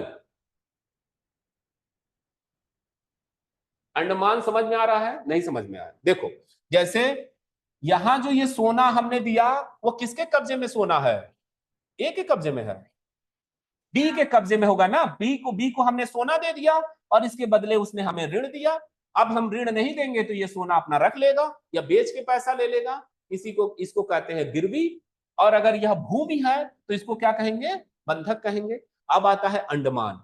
अंडमान में क्या है कि यह जो है आदमी जिसको जिसको पैसा चाहिए और किसी वस्तु के बदले पैसा चाहिए, तो वह वस्तु भी इसी के कब्जे में है और पैसा भी इसी के पास है। तो ये प्रक्रिया क्या होगी? अंडमान। जैसे सपोज करो कि तुम बैंक से लोन लेते हो, गाड़ी का लोन लेते हो, है ना, कि हम गाड़ी खरीदेंगे। और कार के लिए तुमने क्या किया? पैसा ले लिया, बैंक से लोन ले लिया, बैंक ने आपको पैसा दे दिया, आप गाड़ी खरीद लिए। और अगर आप बैंक को किस्त जमा नहीं कर रहे, अब देखना किसके बदले आपको पैसा दिया है बैंक किसके बदले पैसा दिया आपको? हाँ, तो लोन किसके बदले सर लिया है? सर बैंक कोई सिक्योरिटी रखता है पहले? नहीं, कार के बदले। कार, मान लो कि आपने बाइक खरीदा, हाँ, आप किसी जो खरीदने के लिए तो लोन ले रहे हो कि हम जो है यह कार खरीदेंगे और आप उसका फाइनेंस करा लिए, है ना। बैंक से आपने पैसा दे दिया, आप बैंक ने आपको पैसा दे दिया और फिर गाड़ी आपने खरीद लिया। अच्छा, अगर आप बैंक को उसका पैसा नहीं लौटा रहे हो तो बैंक क्या करेगा? गाड़ी आपको ले लेगा। तो ये क्या है? और गाड़ी बेचकर पैसा लेगा। इसी को कहते हैं क्या? अंडमान। अब देखो, पैसा भी बैंक से तुमने लिया और गाड़ी भी तुम्हारे पास है, और तुम लेकिन अगर विद इन टाइम पे बैंक को पैसा नहीं दे रहे हो तो बैंक क्या करेगा? गाड़ी अपना ले लेगा, गाड़ी बेचकर बैंक गाड़ी खिंचवा लेगा और फिर आपका जो है आपसे लेगा, आपसे ही बोले। इसी को कहते हैं क्या?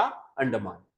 तो अब देखो एक चीज और समझो, ये तो हो गया हमने कि इस तरह की अगर है तो वह क्या है कि वह अनियोज्य दावा है। अब कह रहा है कि चल संपत्ति में कोई लाभप्रद हित रखने वाला व्यक्ति जो चल संपत्ति दावेदार के वास्तविक और आणविक कब्जे में न हो। जैसे सपोज करो कि तुम जाते हो दुकान पे और कहते हो कि हमें टीपीए की किताब दे दो, फला किताब, है ना। जैसे अभी मार्केट में जाओगे और कहोगे दुकानदार से जो लॉ की किताबें रखता है वह कि भैया हमें लॉ की टीपीए की किताब दे दो। वह कहता है, ध्यान से समझना, वह कहता है कि पैसा जमा कर दीजिए, किताब कल आके लीजिएगा, है ना। हमारे पास इस समय है नहीं। तुमने क्या किया? पैसा जमा कर दिया, पैसा जमा कर दिया। लेकिन तुम्हारा पैसा जमा जैसे किया वैसे उस बुक पर तुम्हारा हित हो गया कि नहीं हो गया? हो गया। उस बुक पर तुम्हारा हित हुआ कि नहीं? हो गया कि नहीं हो गया? पैसा जमा कर लिए, हो गया सर। हो गया। लेकिन वह बुक तुम्हारे कब्जे में है कि नहीं है? नहीं है। ना नहीं। वास्तविक कब्जे में है ना आणविक कब्जे में है। लेकिन बुक पर तुम्हारा हो गया। जैसे तुमसे 500 रुपया ले लिया वो दुकानदार, लेकिन इस बुक पर तुम्हारा हित आ गया, इंटरेस्ट आ गया, लेकिन फिर भी यह बुक तुम्हारे कब्जे में नहीं है और नहीं वास्तविक कब्जे में है, नहीं आणविक कब्जे में है। अब तुम जब दूसरे दिन गए तो कह रहा कैसा बुक, ध्यान से समझना, कह रहा कि कैसा बुक। तो आप जो उसके ऊपर मुकदमा दाखिल करोगे वह कौन सा दावा होगा? अनियोज्य दावा। कैसा होगा? अनियोज्य दावा। क्योंकि पैसा आपने जमा कर दिया, बुक भी आपके कब्जे में नहीं है, ना वास्तविक कब्जे में है ना आणविक कब्जे में है, लेकिन इस बुक पर तो आपका हित है। तो जो इस दुकानदार से जो दावा करोगे उस दावे को क्या कहते हैं? अनियोज्य दावा। बात समझ में आई? सर हम्म। सर वास्तविक तो समझ में आ गया, आणविक क्या है? आणविक का मतलब कि अगर यह न तो उसकी चाबी अपने पास रखे। जैसे सपोज करो कि कह रहा है कि यह जो है हमारे जो है गोदाम में है ये बुक टीपीए की, है ना, मैं कल लाके दे दूंगा, या मैं चाबी आपको दे देता हूं, जाके निकाल के ले लीजिए। तो दुकान की चाबी आपके कब्जे में है, लेकिन वास्तव में आपकी बुक नहीं है। इसी को कहते हैं आणविक कब्जा। अगर आणविक दुकान की चाबी आपके कब्जे में है तब भी आप दावा नहीं कर सकते, ना तो वास्तविक कब्जा हो ना तो आणविक कब्जा हो। तो इस दशा में इसको बोलते हैं आणविक। अगर चाबी आपके कब्जे में है तब भी आप उस पर मुकदमा नहीं कर सकते अनियोज्य दावे का, क्योंकि आणविक कब्जा हो गया आपका, आणविक कब्जा हो गया। और अगर बुक पर ही कब्जा है, बुक हो गया, तो वास्तविक कब्जा है। तो दोनों नहीं है आपका इस बुक पर। बात हमारी समझ में आ रही है शिल्पा? जी सर। हाँ, तो इसी को कहते हैं आणविक कब्जा। तो अगर ये तुम दूसरे दिन गए और ये कह रहा कि नहीं बुक कैसा, हम बुक आपको नहीं देंगे, तो फिर आप जब दावा करोगे इसके ऊपर, वो कौन सा दावा होगा? अनियोज्य दावा, है ना। तो ये अनियोज्य दावा होगा। इसी तरीके से अगला कह रहा है हाँ कि ऐसा ऋण जो ऋण लिया जा रहा है वह वर्तमान में हो, प्रदोभान हो, सशर्त हो, समाश्रित हो सकता है। कौन सा ऋण? जो ये हम पैसा ले रहे हैं 5,000 रुपए, 5 लाख रुपए, यह वर्तमान में भी हो सकता है, प्रदोभान हो सकता है। प्रदोभान मतलब भविष्य में हो सकता है। जैसे सपोज करो कि अगर मान लो कि तुमने जो है कहा कि भाई हमें अपनी लड़की की शादी करनी है, 5 लाख रुपए दे दीजिए, और यह 5 लाख रुपए तुरंत दे दिया, तो यह ऋण कैसा है? वर्तमान, वर्तमान में है, तुरंत आपने दे दिया। लेकिन कह रहा है कि नहीं, मैं आपको 1 तारीख को दूंगा, जैसे 1 जून को दूंगा, तो फिर क्या होगा? ये पदोभान हो जाएगा भविष्य में, है ना, भविष्य के लिए ऋण हो गया। दूसरी चीज कह रहा है सशर्त। और अगर यह कह रहा है कि आप अगर यह काम करेंगे तब मैं आपको 5 लाख रुपए दूंगा, आप यह काम करेंगे, तो कोई शर्त लगाएंगे, कोई शर्त लगा दिया उस ऋण को देने के लिए, तो क्या हो गया? सशर्त। कोई शर्त लगा दिया और समाश्रित हो गया किसी अनिश्चित घटना के घटने पर। अगर यह कह दिया कि हम आपको तब देंगे जब आप अपनी लड़की की शादी हमसे कराएंगे या हमारे लड़के से कराएंगे, तब मैं आपको, और वो शादी करा देता है, तो फिर यह जो ऋण होगा, या नहीं कराता है या उसने पैसा दे दिया, तो फिर यह जो दावा करेगा वो कैसा होगा? अनियोजित, असमाश्रित दावा, है ना। तो यह जो ऋण है वह वर्तमान में हो सकता है, प्रदोभान हो सकता है, सशर्त हो सकता है, किसी के शर्त के साथ, और किसी समाश्रित घटना के साथ। समाश्रित घटना मतलब अगर इसने पैसा मांगा इनसे 5 लाख रुपया, कहा कि नहीं हम आपको पैसा तब देंगे जब आपका जो बच्चा पैदा होगा वह लड़का हो पहला, तब मैं आपको पैसा दूंगा। अब ये बच्चा पैदा हो गया, अब ये पैसा नहीं दे रहा है, तो ये जो दावा करेगा वो क्या करेगा? अनियोज्य दावा, है ना, उस ऋण का। तो इस तरीके से अगर यह कह रहा है कि वर्तमान, प्रदोभान, सशर्त और समाश्रित ऋण हो सकता है। और दूसरा, जिसे सिविल न्यायालय में अनुतोष प्राप्त करने वाला माना जाता है।